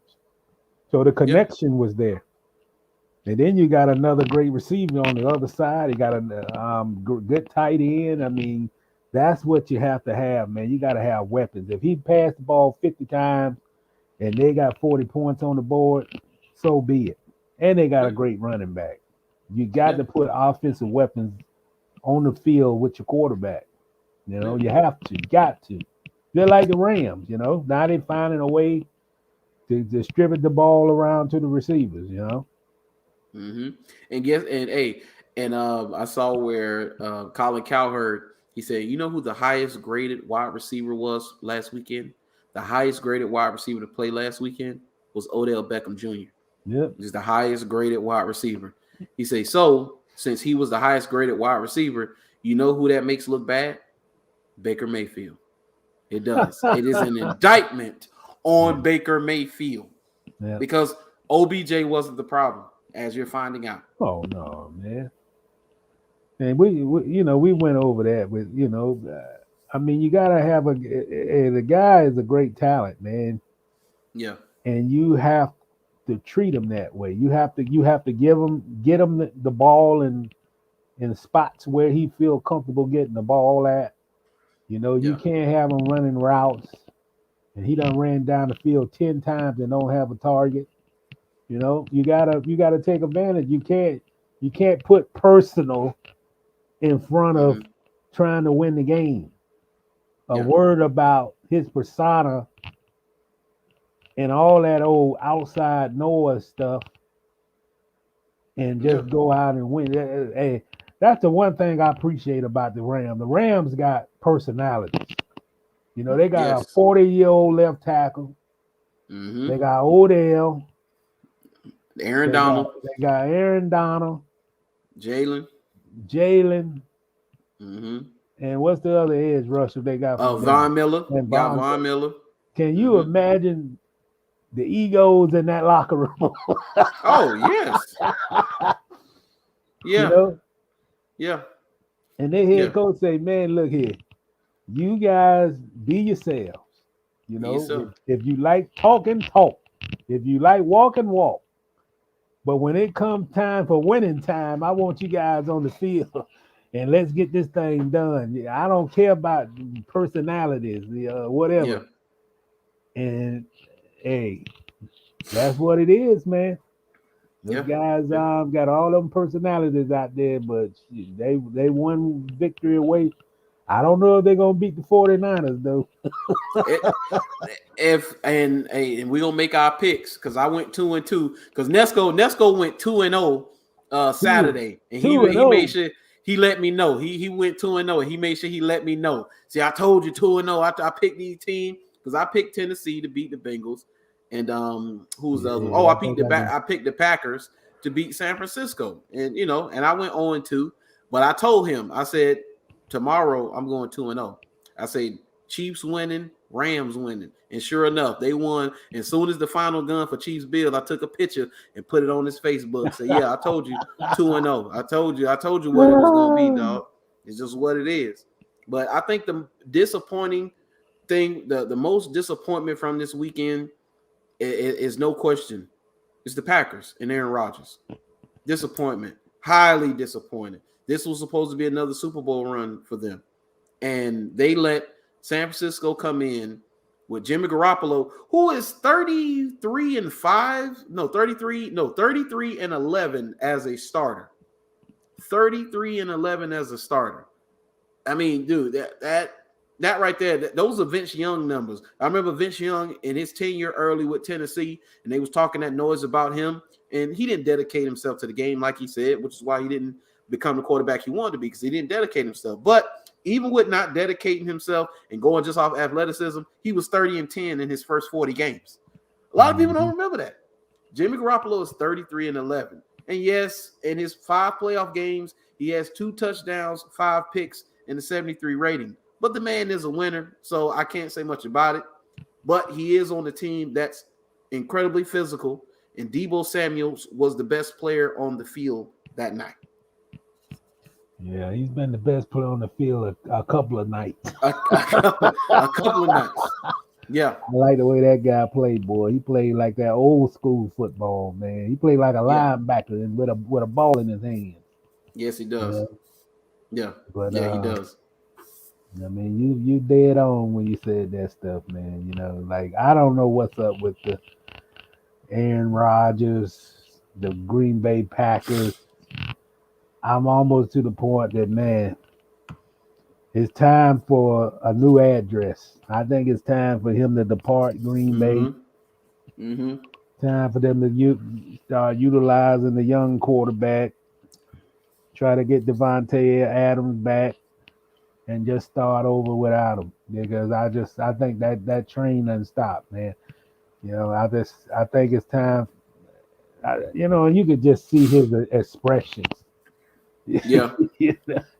You know, you can just see where, man, I think one of the receivers dropped. I know Mercedes Lewis dropped the pass, I believe.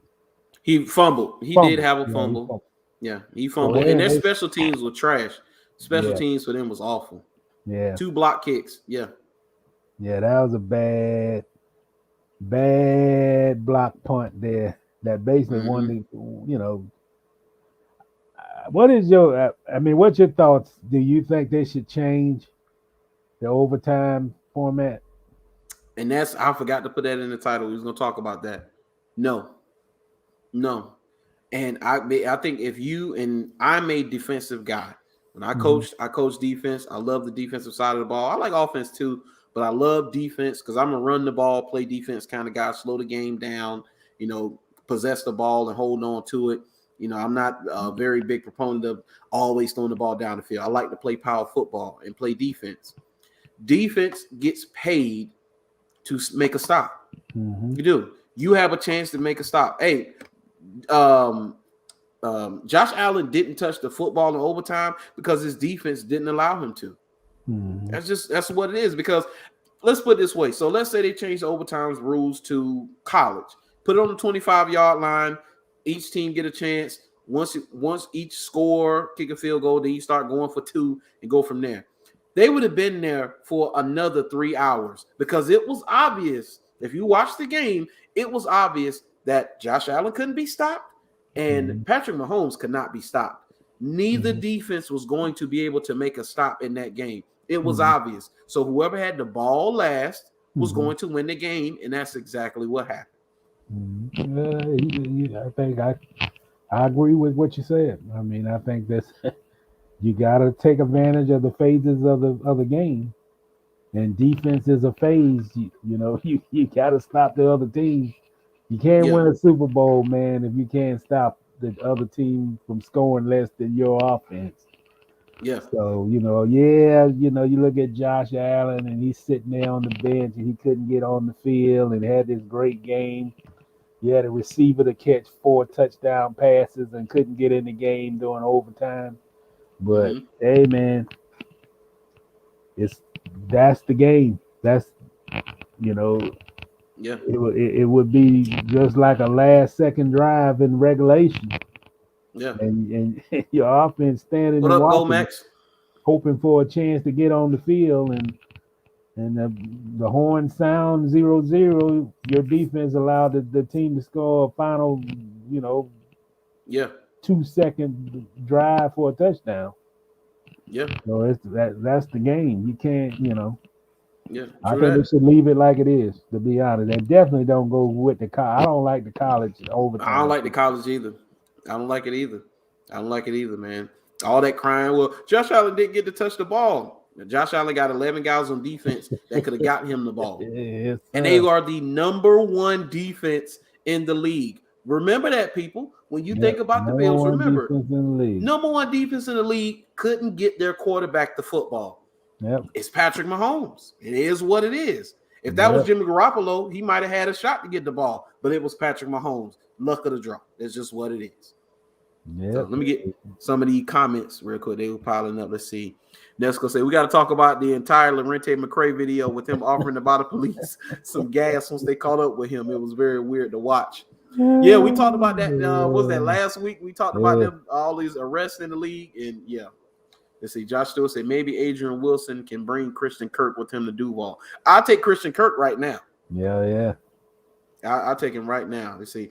With those numbers, why is Aaron Rodgers still in conversation about being MVP? Because it's a regular season award, and he was the best player in the regular season. Point blank, period. Yeah. He's the MVP of the season, man. Debo and Kittle are 2-headed monsters. Yeah, Ronnie. Debo. Dude, all Kittle got to do really is run 10 yards, turn it, fake like he's going to go inside or outside, and he's going to be open. He's like he's running the same route over and over and over again. And guys, he still get open, man, and they can't stop it. And then when he get the ball in his hands, you better eat your Wheaties and buckle your chin strap to get him on the ground. Yep. Yeah. He's a good one. Go Max say that fumble killed the whole momentum. Yeah. He talking about Mercedes Lewis fumbling. Must be. Yeah. Yeah. Killed it. because they were going. That game might have been, if they had to win up 14-0. If the Packers go up 14-0 to San Francisco, they win the game. Yeah. That fumble ended it right there. It made it a game after that. Because once they got to 14, you could tell San Francisco wasn't scoring 2 touchdowns that night. It just wasn't happening. I like the defensive line, man. They got a Eric Armstead. Yeah. Eric Armstead was a monster in that snow. Dude, he couldn't do nothing. The other time I ain't never seen Aaron Rodgers get sacked as many. He got sacked like 5 times, I believe. Shoot, they had he had possessions ended in a punt, mm-hmm. They had the highest number of 3 and outs he had all year, and I think 9 or 10 drives resulted in nothing, either a turnover or a punt. Yeah. So mark this down. Rams will beat the 49ers. It will be Chiefs, Rams in the Super Bowl. We're going to make our picks, Ness. We're going to make our picks. I like that pick, though. I like those picks. I do like those picks. See, Jimmy G will choke. Mark it. I already said that. When it gets tough, Jimmy G will choke it. Because let's say Jimmy G doesn't get bailed out by the punt block for a touchdown. Do you think that offense goes down and scores? No. I don't think they do. No. I don't think they do. See, why they even going to play the AFC Championship game? The Bengals apparently have no chance. Bengals just beat them earlier this month, of course, and beating a team twice in the same season is tough. Yeah, the Chiefs are going to beat the Bengals. I don't see that. Them winning and them having the game that they had, because that game was in Cincinnati and they got to go to Arrowhead, and hopefully they get Tyrann Mathieu back for the Chiefs. But Patrick Mahomes is hot right now. He's willing and dealing. He's absolutely unconscious right now. They talked all that trash early this year because he had those interceptions. They was like, oh, teams have figured him out and da-da-da. He had to make adjustments. And what his issue was what most young quarterbacks' issue is. Take what the defense gives you. Yeah. And he started to do that. And he killing it again. Yeah. Yeah, they say he was taking too many downfield shots. Mm-hmm. Yeah, all teams was doing, it was, stacking play, basically playing the quarters, the 4 quarters coverage, and you can have everything underneath, Patrick. You ain't getting nothing over the top, and he was throwing interceptions. Yeah, and that line play wasn't like, if you remember now earlier in the year, that line play wasn't great either. He made some mistakes, but that line play wasn't good. He said, "Yes, sir. Can't blame it all on special teams either. Rodgers in the offense only scored 1 touchdown, and that's unacceptable." Yeah. Your defense put together a all-time great performance. You held the 49ers to 6 points.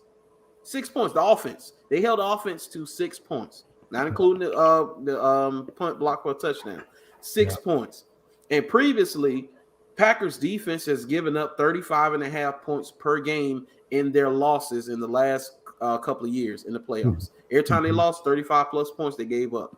You wasted a great performance by your defense, man. You did. And I'm gonna get into about it, because I just remember something about that. See, Gomax say defense played one hell of a game and Rodgers couldn't do anything. Complete 360 from how it normally goes. Yeah, it is. And Bengals O-line suck. Yeah, Ronnie, Bengals O-line is terrible. Dude, hey, I understand that Tennessee has a monster in Jeffrey Simmons. Harold Landry is good. I mean, they got some guys who can rush the passer. But 9 sacks, that line is awful.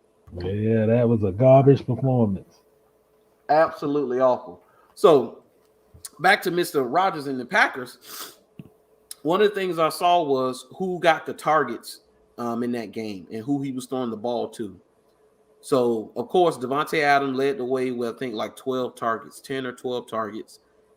Aaron Jones was next. I think he had like 8 or 9 targets out of the backfield, maybe almost 10 targets out of the backfield. Everybody else collectively, Mr. Reid, had 2 or less. Most had 1.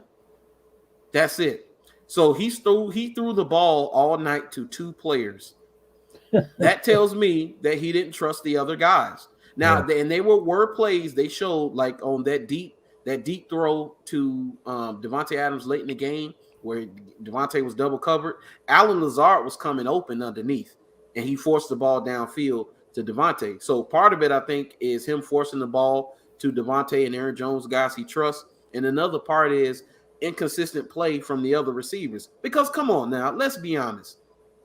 In Kansas City, for the most part, for the last couple of years. Mecole Hardman is starting to come into his own. Pringle starting to come to his own a little bit. DeMarcus Robinson, they've gotten better as they've gotten older and they've aged. But let's be honest, outside of Devontae Adams, that wide receiving core is a bunch of dudes. Allen Lazard is a decent player. Valdez-Scantling is a decent player. St. Brown is a decent player. I mean, but we're not talking about top guys. Just like outside of Tyreek Hill and Travis Kelce, those are just a bunch of dudes who can run fast. Yeah. You know? So, and it's very telling. You took a quarterback in the first round when you needed wide receiver help. You need wide receiver help. Yeah. Well, they drafted one receiver in the first round, and that was Devontae Adams in the last 12 years. Did Lazard get any targets? One. Lazard? He got one. One. Good Lord, man. The Lakers getting beat by 18. Yeah. LeBron and AD are out tonight. I seen that. They getting beat down by the Hornets. I wonder how LaMelo doing. Yeah, 71-51. Yeah, dang, it's 20 now. Ooh-wee. Let's see. Yeah, a Randall Cobb injury didn't help either. Yeah. His injuries issues, that didn't help either. Yeah. That didn't help either. So, but let's make our picks for Sunday, man, before we get up out of here. So, who you got Sunday? Where you want to start? Let's start with the NFC game. Start with the NFC. I love the physical play of that defensive line by the 49ers. Mm-hmm. But I don't know if the 49ers going to hold up, man. I don't think so either. I want to pick them. Yeah, me too. My heart says 49ers because I think they got everything they need to win. But up here and just watching the Rams and what I've seen from the Rams, I haven't seen anything that makes me go, man, the 49ers are going to beat them. I haven't seen anything that tells me that. What tells me that the Rams are going to win Sunday is Matthew Stafford and how he's currently playing. Matthew Stafford is playing at a high level right now. Yeah. And if he continues to do so, it's a wrap. I think I'm going with the Rams, even though I like that 49er defensive front, but I just think the Rams got too many offensive weapons. And I think they can mess up Mr. Garoppolo. So I'm going with the Rams, and I don't think the Bengals got any chance to upset the Chiefs. That was a great run by the Bengals. Great run. But I don't think they can go to Arrowhead and pull out that miracle. So no. Rams, Chiefs, Super Bowl Sunday. Yeah, that's it. We on the same page. Rams, Chiefs. Say Akers better hold on to the ball. Yeah, he better hold on to the football. Hey, and that right there is scouting, people. That's scouting what the Buccaneers did to Cam Akers, because all they did was they watched him carry the football. They said, hey, he carried his ball like a loaf of bread. Punch. Anytime you get close to Cam Akers, punch the ball out. And the ball came out. What, twice? Twice. Yeah, twice. Mm-hmm. Now, the one where he was, it was close. The one by the goal line where he ended up on his head, that it was close. Right before his head touched the ground, the ball came out. Very, very close. But that second one, boom, out his hand. So he'll have a breakthrough game Sunday, man. Yeah, I think he'll be back to himself. I commend the guy for coming back from that torn Achilles, man. Yeah. I don't think he's back in the flow yet. Yeah. But he got so much talent. You got to have him on the field. Yeah. But expect for him to have a good game against the 49ers, man. Yeah. I think so too. I think that OBJ is going to have a big game too. Yeah, me too. I think he's going to have another big game because the 49ers have to be insane to single cover Cooper Kupp. Yeah. I wouldn't do it. You have to commit two people, and that's going to leave OBJ one-on-one versus Konas, they're okay. They're not that great, but they're okay. DeMeco Ryans is their defensive coordinator. And I was telling my buddy, I said, I noticed a lot of former NFL players who are known names are coaches now. And I've seen an article. I'm going to do a video on it soon. 176 former NFL players are now coaching on the high school level, and more are coming each year, as you can see. So that I think that's a sign of the times and things to come. They say, would the Bengals upsetting KC be one of the greatest upsets in the 2000s? Oh, Yeah. a big one. Yeah. Hey, the only other one that I think that can come close to that, Mr. Ronnie Davis, and I'm only doing this because I know you're a Hurricane fan, is that Ohio State Miami game.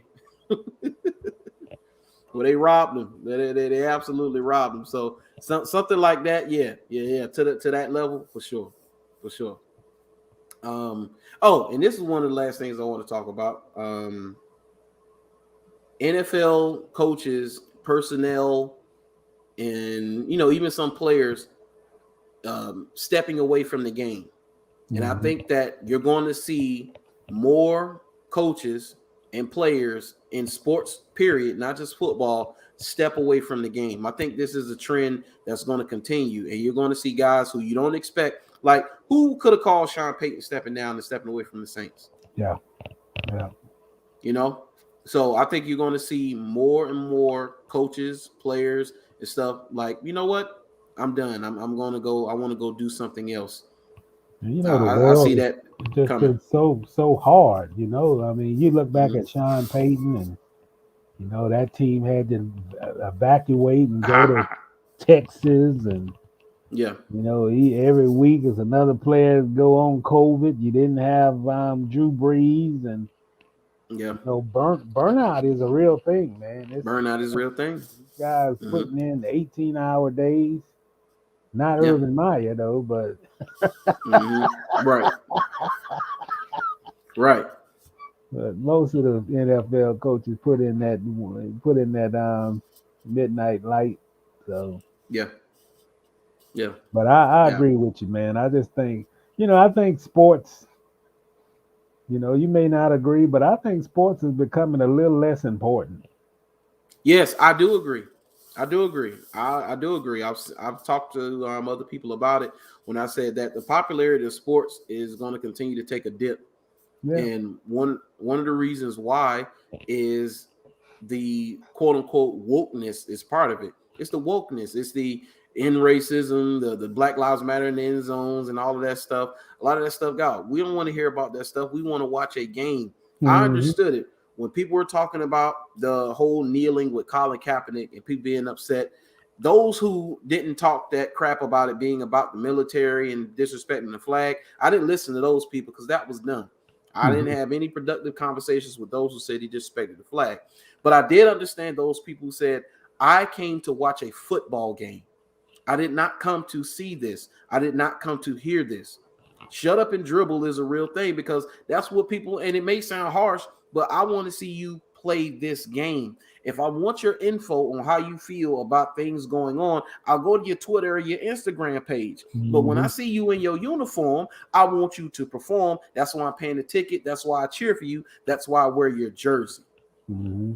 So because of that, I think the popularity is going to continue to take a dip. That's part of it. Another part is the fatigue that Americans seem to have with, I think work, period. I think it's a work fatigue all around because of what's been going on the last 2 years.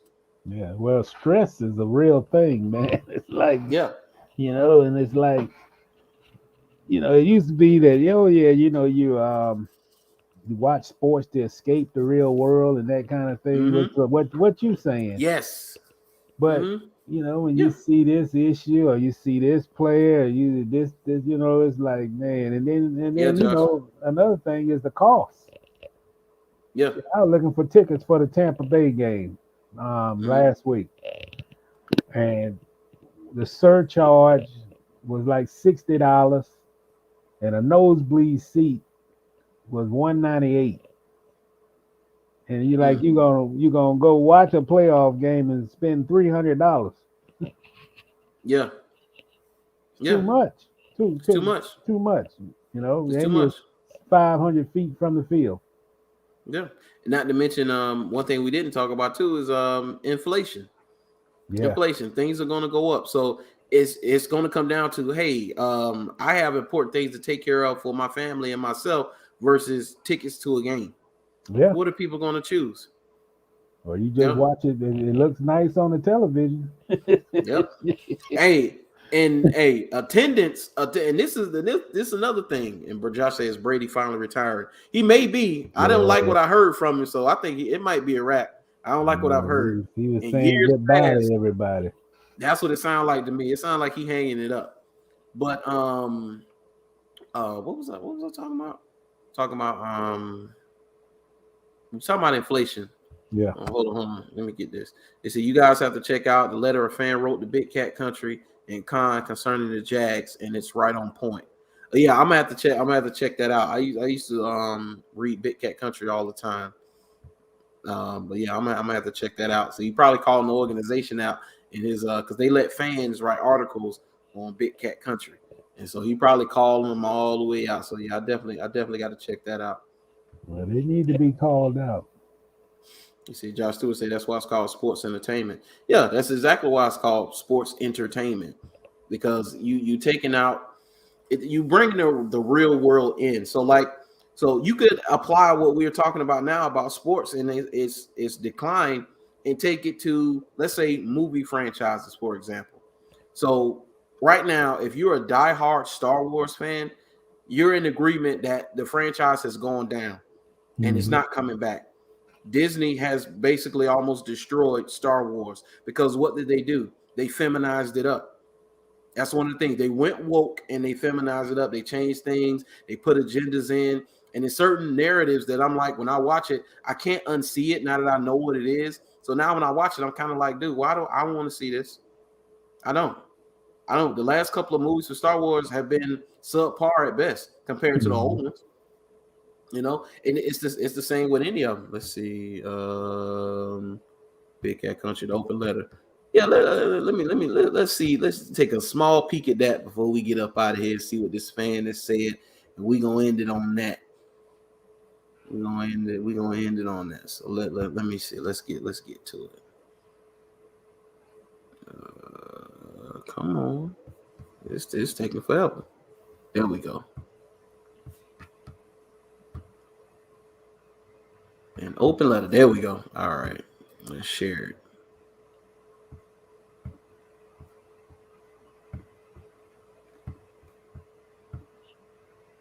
So an open letter from a diehard Jags fans. Oh, this is by Alfie Crow. Okay, I know Alfie. I follow him on Twitter.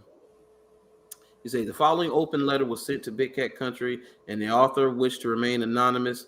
The views expressed are that of the author and do not reflect Big Cat Country or SB Nation. Okay, so it says, I've been a fan of this team for almost 2 decades. My grandfather took me to my first game at Alltel Stadium when I was just 6 or 7 years old. We sat in a comfortable box above most of the stands, shaded from the floor to heat and air-conditioned room with comfy seats and all the food and beverages I could possibly think of. That day, I saw my first fighter jet, not just one, but 3, directly overhead, roaring past me, perfectly timed at the end of the Star-Spangled Banner. I watched in awe as a bright yellow, teal-spotted Jaguar left off the top of the stadium. The entire spectacle was mesmerizing. Talking about Jacksonville.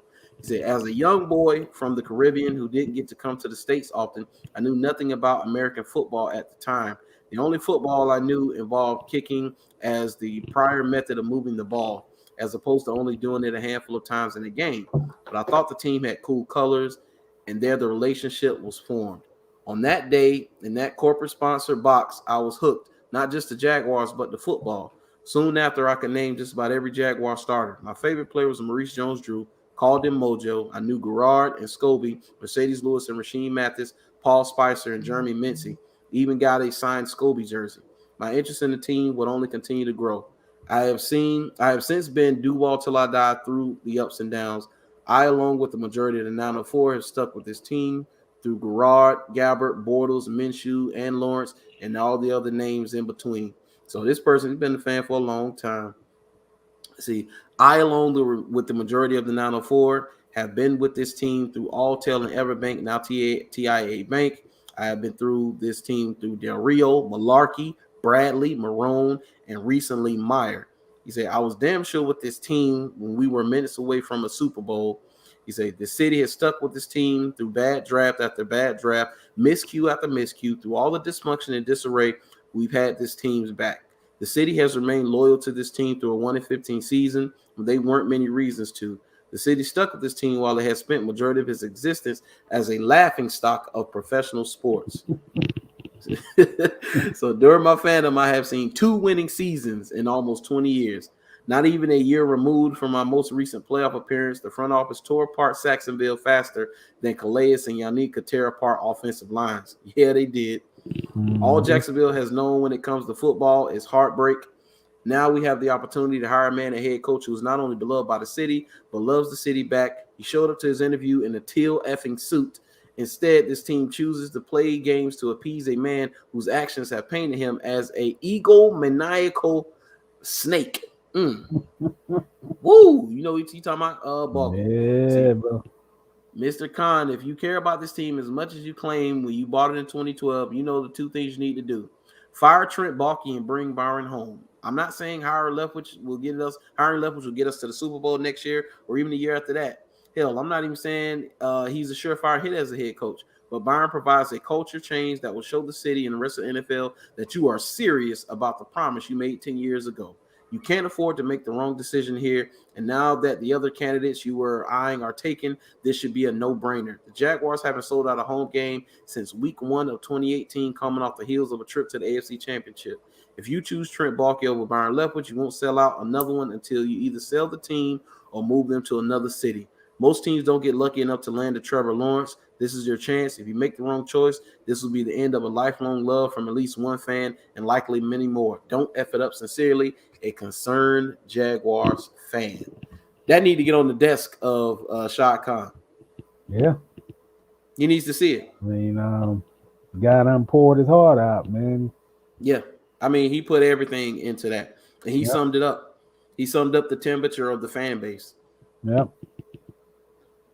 And that's just, when I see stuff and I read stuff and hear fans, go on Twitter and see the fans. I mean, all they want is just want to see some wins. They want to see some good decisions made from this organization to show that they serious about winning. It's almost like, man, you don't want to be in a situation where all they do is take your ticket money and they don't see nothing. They don't put nothing in it. And you feel like, like the Jaguars, well, we entertain you for a Sunday, but the fans come. The fans come to support the team. They are a reflection of Jacksonville, man. And nobody want to be associated with a loser. Yeah. Yeah. Oh, yeah. So, the phrase that I loved in the letter was Mr. Khan, fire Trent Baalke, and bring Byron home. Yeah. That was it. Josh Stewart said, amen, amen, amen. Ron Davis said, well said. Yeah. That needs to be everywhere. That needs to be everywhere. If I'm ESPN, CBS Sports, whatever, that needs to be on the front page because it represents the fan. Because the Jaguars are not going to properly represent the fan. Because they already trying to clean up PR stuff now and trying to change their perception and making moves based off perception and not what they need to do. Well, they don't want to be criticized when they deserve to be criticized. They deserve they deserve a letter like that, where somebody done been supporting this team 7 years old, and what he saw, he said he's seen two winning seasons in 20 years. Yeah. That's not good enough. The Jaguars gotta do better than that, man. The thing about it, another thing, Brandon, when a Jaguar fan go to the game at TIAA Bank Field, they pay prices just like that fan in San Francisco, just like that fan in LA. They pay their ticket, they pay their beer money, food money. Yep. And they want to see a winning product just like that fan in LA do. While they buying their food and snacks or souvenirs or what. And I mean, I have nothing but admiration and respect for the fans in Jacksonville that done went through this disaster. You know, Yeah. Yeah. you know, Khan got to do better, man. It ain't no, that's my message. Khan,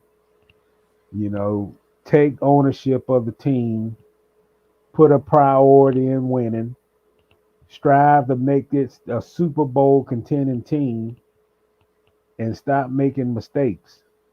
Yeah. Hire the right person. Don't don't back somebody up in a corner and say, we like you, but you gotta take this job under these conditions when you 3-14 and 1-15 a year ago. That we Yeah. all know this gonna take time to rebuild, and they got to get with the program, man. It's just unacceptable that if Byron Leftwich is your top guy, he should have been locked up 2 weeks ago. Yeah. You should have had him under contract 2 weeks ago if that's your number one guy. Instead of all this, Mm-hmm. you gonna keep doing this and he gonna be somewhere else. Yeah. Yeah, because Las Vegas requested permission to talk to Josh McDaniels, and he may leave New England to go there. That's a possibility. Brian Flores is still out there. Doug Peterson is still out there. Jim Harbaugh is still out there. If he is going to come back to the NFL. So, and I haven't heard anything about Jim Harbaugh or Doug Peterson much. Nah, I heard it was with the Raiders, but and I think you have to have some concern about the Saints, man. I mean, Yes, you do. who's to say that this guy can't go to New Orleans, knock them off their socks, show impress them, and they get a They give deal him a done. job. There's no Mm-hmm. guarantee. I mean, I'm sure they got the defensive coordinator, the top candidate for the job, but hey, man, everything is fluctuable. Yeah. It ain't no lock deal. Mm-hmm. They're not just trying to meet the quota, you know. Yeah. And Lord knows, I hope the Jaguars are not thinking that. I hope not. You see, Josh Stewart say, please no Fangio. Fangio only if he the defensive coordinator, Yeah. not the head coach. He can coach some defense now. Yeah. You see, Yeah. what about KC OC? Eric Bieniemy. We talked about Eric Bieniemy. Eric Bieniemy should have a job right now.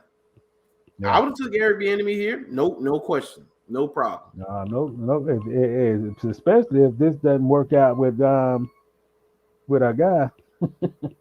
Yeah. Yeah, especially if Byron isn't your guy, go get Eric Bieniemy then. Yeah. If that's the case. Yeah. Because I said I had no issue with Eric Bieniemy, Byron Leftwich, Jim Caldwell, Doug Peterson, any of those guys. I'm like, I don't think you could really miss with any of those guys. Byron is my favorite out of all of those, but I don't think you can miss with any of those guys. Nah, I don't think you can either. And then I think they need to change their front office structure. And what they need to do, if they got to, make the change with your general manager, get new ideas, get a better talent evaluator, make hard decisions. That's my message to the owner. Yeah. Owning a football team is not easy, man. It's not a side gig. It's not like you're driving your Uber and you running you're doing DoorDash. Yeah, you're doing DoorDash on the weekends while you're doing your other job during the week, man. You gotta devote the time, put the effort in it. Some people say he put more effort in the soccer team in England than he does his football team. But that's a problem. Only thing I see, 10 losing seasons in 11 years. If that's not screaming to say enough is enough, what is? Yeah. I hate to see that fan, that been following this team practically his whole life and seen 2 winning seasons. And think about all the money been spent and on this parking, this here, this drink, this hamburger. He owe it to the fans to bring a winning franchise to this city, man. I mean, it's 2022. 2017 is long time ago. That seemed like that don't was let decades ago. that be the only glory in the next 10-year span here. Yeah. It's time to move on. You got a franchise quarterback. You don't want to waste them because I tell you this: if the losing continue, they're not going to be able to sign him to a second contract. He's not going to sit here and just lose and be the Archie Manning of Jacksonville. Not going to happen. Nope, not going to happen. You got to get some stuff done. They say, is Sean Payton totally done? I would think he is. I would think at least right now. Yeah. At least right now at the moment, I don't think he's going to take any other coaching gig right now at the moment. I don't see him resurfacing as a head coach in this coaching cycle. Now, in the future, maybe, but for him to walk away from the Saints, although the way it looks, they got to basically rebuild. I think they got a cap situation that is absolutely ridiculous. Yeah. And they talking about paying Taysom Hill, which I wouldn't pay Taysom Hill, the quarterback, nothing but a trick play. Yeah, he could run some trick plays. That's what he could do. He could be wide receiver. He could play special teams. I let him play running back, but I'm not committing to him being a drop back passer in this league. I think he saw the writing on the wall, man. This run is over. I think so too. I also think he's waiting on that Dallas job. I think he'll take the Dallas job in a heartbeat. Think so? Yeah. So nothing open. If they keep balky, I'm done and will officially become a full-time Ravens and Steelers, his original team, fan. Real talk. Hey, I told that's how I started out the show, Ness. I said, hey, Jaguar fans are putting their names in the transfer portal, in the NFL fan transfer portal. And they're going to shop their fandom and see what teams they like because the Jaguars just ain't doing it for them no more. Yeah. That's what it is. That's where it's got to. I mean, that's where it's become. People tired of seeing losing football, man. Whether it's NFL or whatever, Reebok. Even Reebok that made a good change, man. I mean, you can't follow a loser, man. I don't care how dedicated. You can wear the jersey every day. But that losing get old, man. You don't want to just show up to the game because the other team got some stars on the other side of the field, and you're gonna show up and pay them kind of prices. Right. So man, go get a coach, man. Go if it's Leftwich, go get Leftwich, lock them up, get a coach in here, and do what you got to do at Bulky. Yeah, it don't make sense to have a GM that nobody else in the league won't. It makes no sense at all. It makes no sense at all. It don't make sense, man. That tells you all you need to know there. Because if he was not working, nobody else would offer him a job. Mm-hmm. So, Josh Stewart say he tired of the Sharks being the best pro football team in Jacksonville. Oh, Josh, that hurt. Josh. I'm gonna let you know. That hurt. Man, when did they play? I gotta go see the Sharks, man. And he's right. I mean, I can't argue with that. The Sharks are the team in the town, man. Wow. The Sharks and the Giants. Man, the Blue Dixies. We know we got a women's football team here. They call the Jacksonville Blue Dixies. I don't know what their record is. I've never seen them play. I've seen some of the players. Matter of fact, my mom gave me some information so I can interview them, and I lost the information. I'm gonna find it one day, and I'm gonna get the Blue Dixies on this platform. But I'm sure they've had better success than the Jaguars have had. Man, I bet they didn't go 1-15. I'm sure. I bet they ain't drafted number 1 2 years in a row. Right. Oh man, 1-50. They 4-29 over the last 2 years. 4 wins in 2 years. Man, 42 wins in 12 years. 42 wins, and 10 of those wins came in 2017. Man, you got to be kidding, man. You gotta be kidding. You have to be. This is clown world we in, man. But that Shad has an issue. He didn't like the way fans talked about him. Well, things that's being said. But this is the business. Let's see. He talking about, hey, I'm getting Shark season tickets. Real talk. Let's go. Yeah, I might be joining you, man. I go finally can go see some winning football with Jacksonville. Yeah, with Jacksonville in the title. Yeah, with Jacksonville, man. Don't they wear red? Yeah. Shoot, hey, JU football team don't even exist no more. They was better than the Jaguars, man. Golly. Oh, man. Man, there's got to be an alternative. That's what people getting to the point, man. There's got to be an alternative. It has to be. Man. Yeah. Yeah, it is what it is, man.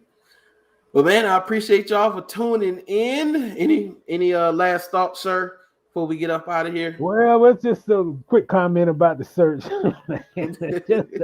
I guess the big point and simple, man. Do the right thing. I mean, hire the best guys. Stop putting politics into the coaching search. Don't back somebody up in a corner and say this is how it's gotta be. I mean, come on, man. You gotta respect your top guy better than that. I think Byron Leftwich should be the head coach. I think he's the best person on the list. Yeah. And hire him, get it going, get the deal done, and get things started in the right direction. If you got to make a hard decision, and this is directly for Shad Khan, you've got to make a hard decision, make it. You had to make a hard decision to fire Urban. Yeah. Make a hard decision to get rid of this Bulky probably is not. You're not going to move in the right direction with him as your GM. No. It is what it is. I don't like to say anything about a person losing their job, but it's just not gonna work, man. It's just if you're gonna move forward, then you got to move forward. You got to move forward. Cut all the deterrents out, and move forward and get this done, and get this franchise moving in the right direction, man. It's been selling off course for 2 years. If that's the choice to make, then make the choice and move forward. Get the deal done. Yeah. And I said that on Twitter. Get the deal done. So this guy can come in here and change the direction of this franchise, work with this quarterback, get some talent evaluators in here who knows how to evaluate talent. Stop pacifying players that don't need to be pacified and move on. If you got bad offensive linemen, cut the cord. Loyalty don't win football games in the NFL. Just because he's a good guy and he stay injured all the time, it's time to cut the ties, man. Move on, get to somebody else. Yep. So that's all I gotta say. It's a little upsetting, man. It's just like it is when they get to a point where you think things are going. I can understand what the fans feel. You're at a point right now, coming off a 3-14 season. This is supposed to be simple. This ain't supposed to be like the season. It's supposed to be cut and dry. At this point, you got 3 finalists. You had 3 finalists. 2 of them took jobs with the other team. Yeah. So 2 take away from 3 leaves 1. I mean, I don't understand. Josh Stewart read through he read the codes and the words you were saying. He said he talking about Linder. Yeah, LOL. Exactly. Ain't no shame in my game. Stop. Yeah. Hey, he needs to go. He's injured too much. Yeah, he needs to go. I think, and I tell you another thing. I don't sugarcoat. Jawan Taylor. Yeah. Too many mistakes. Too many mistakes. You gotta get a right tackle. Yep. You can't have a guy leading the league in penalties and technique is flawed more now than it was when he was a rookie. Yeah. And it goes for George Warhawk too. I think he's a guy that, the concepts he's coaching worked in the 90s.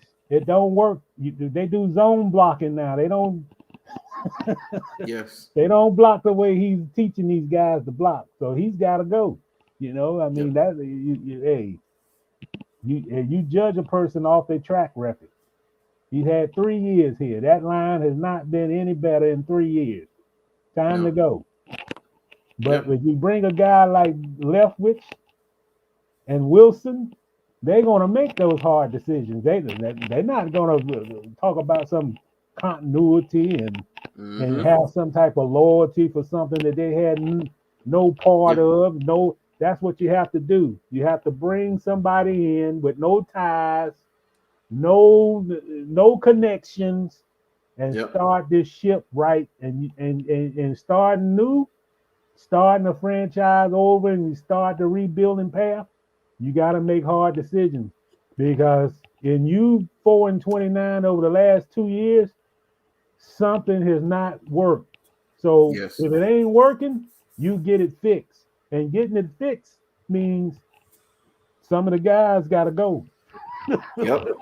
That's exactly what it means. This is the NFL. And the NFL means you have to produce. If you can't produce, you can't play. And if you can't play, then give that roster spot to somebody else. There's only 53 spots on that roster. If DJ Chark can't produce, he's got to go. Yes. And that's just being real. That's what it is, man. Hard decisions have to be made. I mean, it ain't. That's what they are called professionals. That's what they get paid to be, professionals. And when you get paid to play football, you have to be man enough to take criticism. Yeah. Oh yeah, and I want to mention before we go, one of the cherries on top of all of this is not only the bad personnel moves they made, but you're seeing where now Pittsburgh is saying that they getting Joe Schobert up out of there. They say because that contract is, number one, that contract is awful, and he has not played up to the level of that contract. So that lets me know that's two different stops where the teams basically was like, "Yo, we don't need you no more, boy. They paying you too much money." So Jacksonville made a mistake by signing Schobert to that ridiculous deal in the first place. Because if he can't get it popping in Pittsburgh, I don't know where he can get it popping in. It might be an end of the line. That's what it might be. But that's a Dave Caldwell trade. He made the trade. Yeah. It's just too many mistakes. That's yeah. That's just part of the thing. I still feel if this team would have kept a guy like Yannick and some other the players that was here in the past, proven talent, and you let the talent get away. Yeah, that's another one. O'Shaughnessy. Gotta go. Availability is an important thing in this league. And that's your best ability. Yeah, you can't be on the field or you hurt 90% of the time. You can't play. You're not an asset. You have to be an asset to earn that roster spot, man. And I know injuries come and things like that, but man, when you 1-15, 3-14, you got to have players who are durable. We can't woulda, shoulda, kind of, potential. Man, them are words for losers. Yeah. Hey, Josh called them all out. He say Herndon too. Yeah, Herndon too. Hey, Andrew Wingard. Yeah, Wingard. He's the first. Wingard gotta go. Taven Bryan gotta go. Gotta go. Herndon gotta go. He can't cover anybody. He's not fast enough to cover anybody 15 yards, or he'll get beat. Yeah. I wipe out the whole tight end room. Everybody go. Hey, but first of all, they got to get playmakers, speed, and get some offensive linemen. You can't win with bad offensive linemen. You can't. Yeah. You can't win. No. You got to get some building blocks, and you got to get some linemen that's durable, and you got to get an offensive line coach who teaches the zone blocks and and traps and how to pull on screen passes, block 15 yards downfield on run plays. You have to have an offensive line coach that teach those principles, Yeah. Yeah, that's what Ron Davis say. Hold that O-line coach accountable too. Yeah. You got to. I mean, it's been 3 years, man. You can't just sit. You can't. You can't sit up there and say, "Oh yeah, he's trying." I mean, it's been 3 years. I'm hearing the same thing. I'm sure the fans are too. Oh yeah, our line is okay. We got continuity. And I'm like, wait a minute, you just gave up 40 sacks. It was bad in 218, it was bad in 219, it was bad 220, and it was bad last year. So wipe the slate clean. If Will Richardson Jr., you might have to get rid of him. He might have to go. He might have to play somewhere else. Hey, it is what it is, man. I mean, you can't. It is what it is. I always say you can't sugarcoat the truth, man. When you're bad, the record shows. This is the NFL, and the NFL says if you can't be productive, you can't play in this league. Yeah. So get players who can be productive, and stop being 1-15 and 3-14 and get some wins, man. True that. See, Ron Davis said, "Why was Campbell let go? Your team captain on and off the field. Don't understand." Yeah, well, the excuse, dumb move. That's what that was. The excuse they gave was that we were going into a rebuilding phase. We were rebuilding, and he didn't want him to have to suffer and be through a rebuild. He won a championship chase.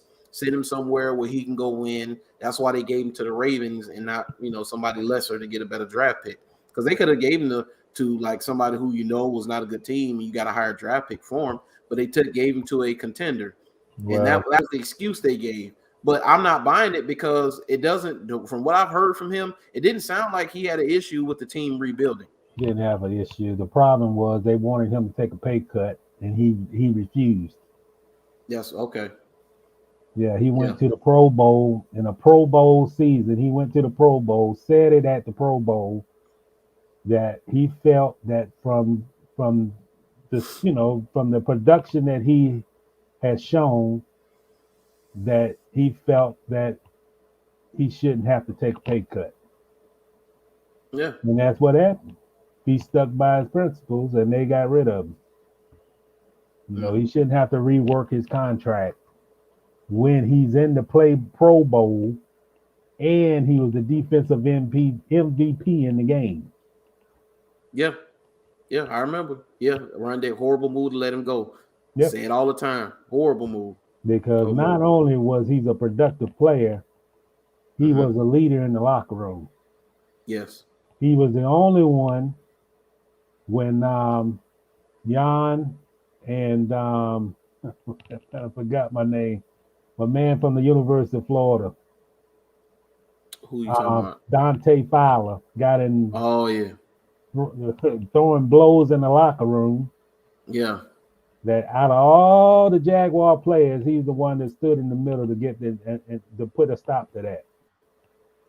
That's a leader. That's a leader. So Josh Stewart, you throwing shots today. He said, "What about Kayvon Chase?" Yeah, I'll tell you about him. A bust.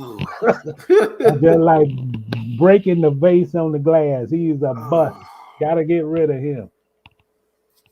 Wow. I'm calling it as I see it. This guy was overblown. Shouldn't have been drafted at that spot. And to be honest, I don't know how good he was at LSU, to be honest. I don't either. I don't either. I remember watching a few of their games, and he flashed across the screen a couple of times. He did make some plays, but it didn't warrant a first-round pick in my mind. When they took him, I was like, why did they take Kayvon Chase on?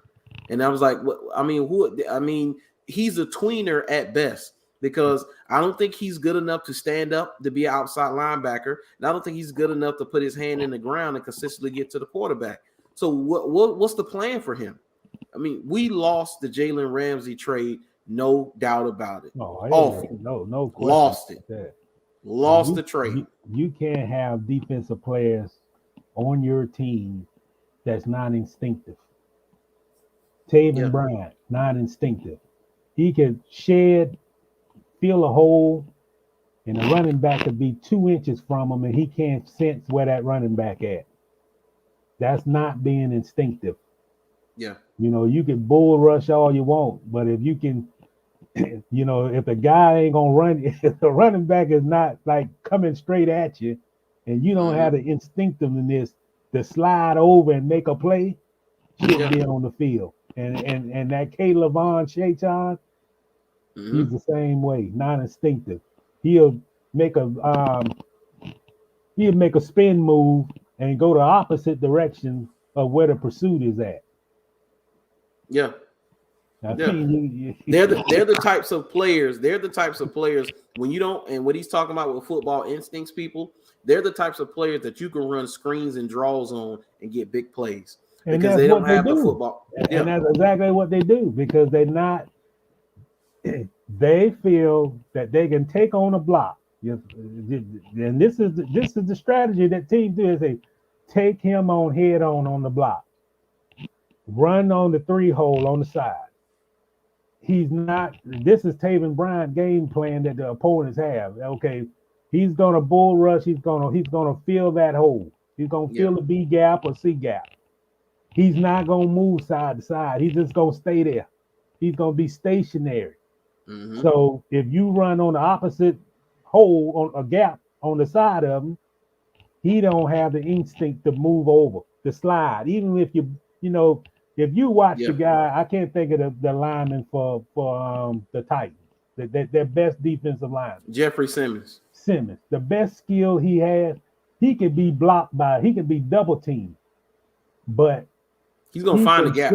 He'll push the penetration over right or left and not only fill the gap, he still make the play.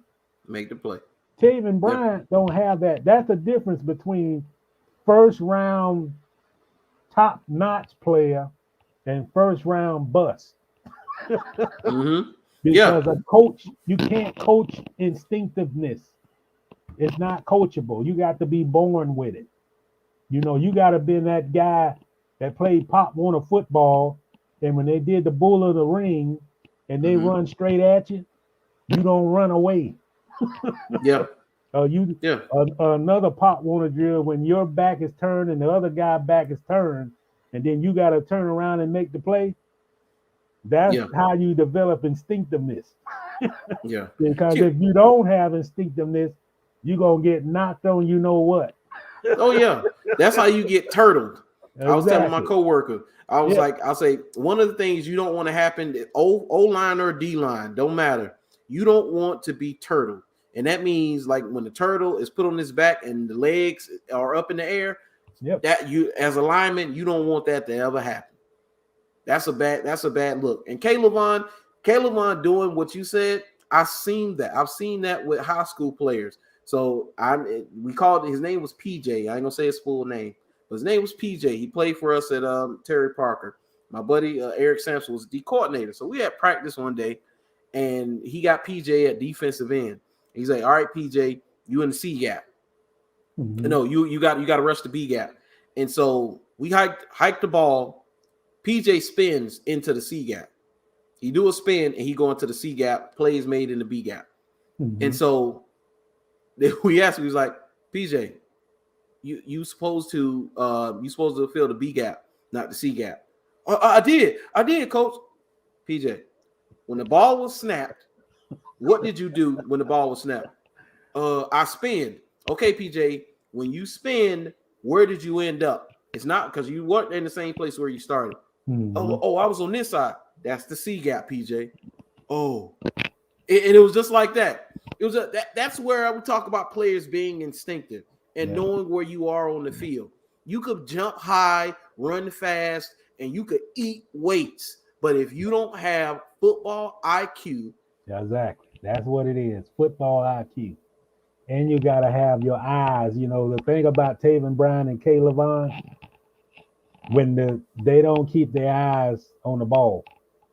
So they guessing, you know, whether you getting blocked or whether your assignment is, you always got to know where the ball at.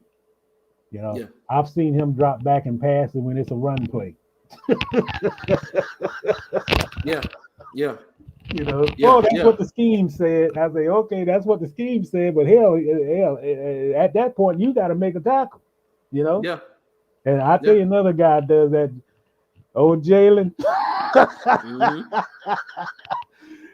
But Jalen good enough. He could take off plays doing run plays. But boy, I tell you what, I watched that whole game, and I said, damn, Jalen ain't nowhere near where Leonard Fournette at. No, he's not. No. Yeah, too many tackle collisions in practice, but no, man, that hurt, man. I don't want to do that. Wasn't none of them trying to tackle Lenny.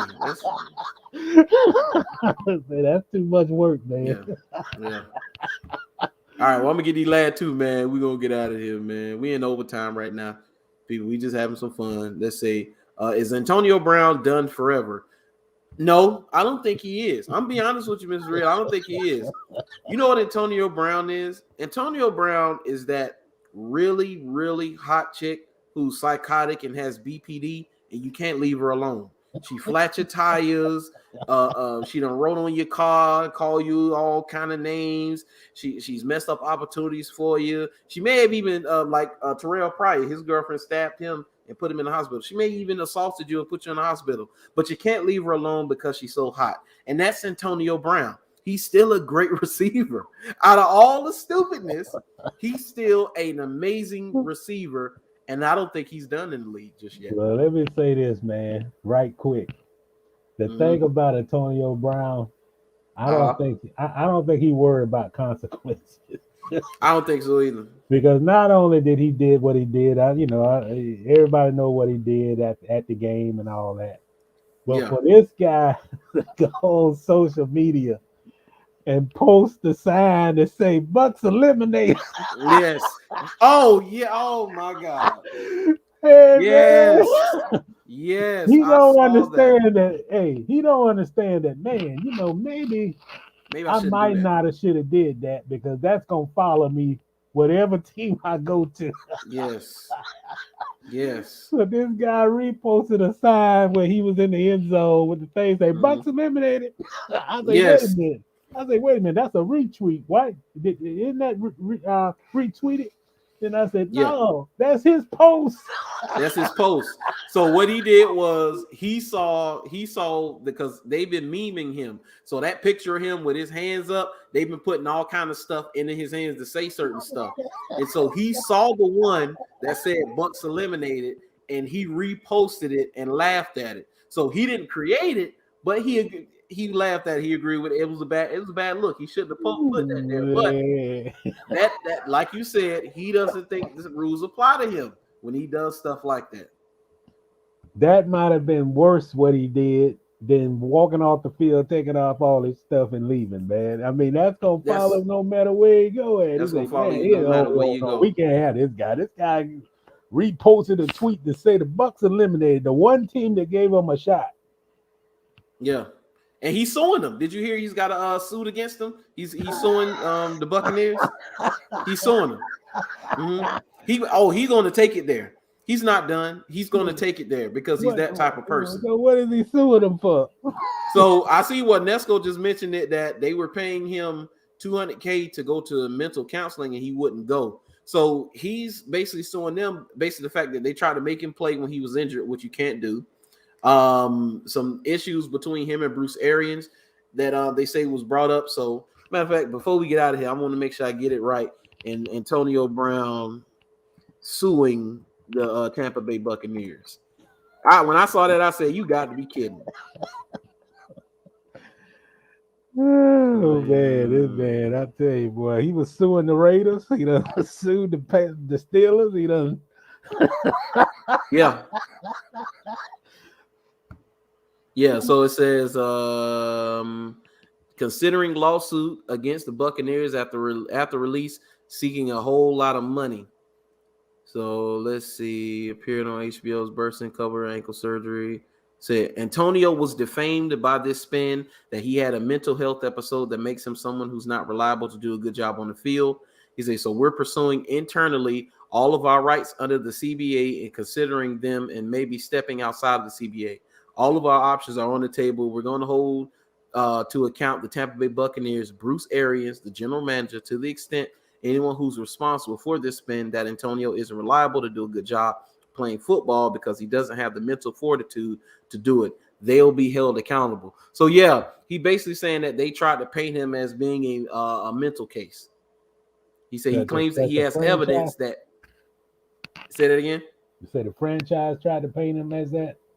Yeah, and he said Bursting claims that he has evidence that both Arians and general manager Jason Light were aware of the extent of Brown's injury, which is something the team has denied. They also claimed during the interview that Tampa Bay regularly injected Antonio with Toradol so he couldn't feel the damage he was doing to his ankle.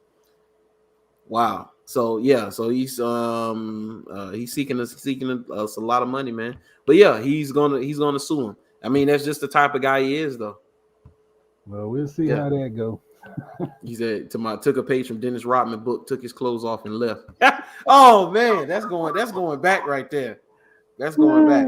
Yeah, all right, last one he said like Dennis Rodman without his hair dyed. Yeah, without his hair dyed. Say Josh Stewart say Chenault is so disappointing. And we're gonna finish with Chenault. He needs a new address. Yeah, I think him losing Keenan McCardell was big. Yeah. Losing Keenan McCardell for the whole wide receiving core, losing Keenan McCardell. They need to bring him back as the receivers coach. Yeah, McCardell. Yeah. If I'm Byron, I'm on the phone with him. Like, hey, yeah, let's go. Yeah, for sure. So, and I appreciate y'all for tuning in. We will be back next week. Hopefully, we have a coaching hire by the next show, and we could talk about it. And maybe brighter days are ahead. Hopefully, so. But if not, if they roll Bevel out there with Balky, I'm looking for the trade request from Lawrence at any time. It just is what it is, man. Yeah, man, that happened. I might have to change my address to Yulee County or something, man. Nassau County or something. Yeah, that Duval till we die will no longer be relevant if that happens. No. Go to say your Duval, man. No. Hey, if you notice, I don't have on Jaguar gear. I'm not wearing. I got me another shirt today. Hey, this is Dragon Ball Z. For people who know Dragon Ball Z, hey, man, you know it's bad if you ain't got a Jaguar hat or a T-shirt on. No, right. That's the state of the franchise, man. Even got the loyal branding. Yeah, that's it, dog. That is it. So, yeah, it is what it is. But I appreciate y'all for tuning in. We will be back next week. And for now, we are out of here. Peace out, y'all.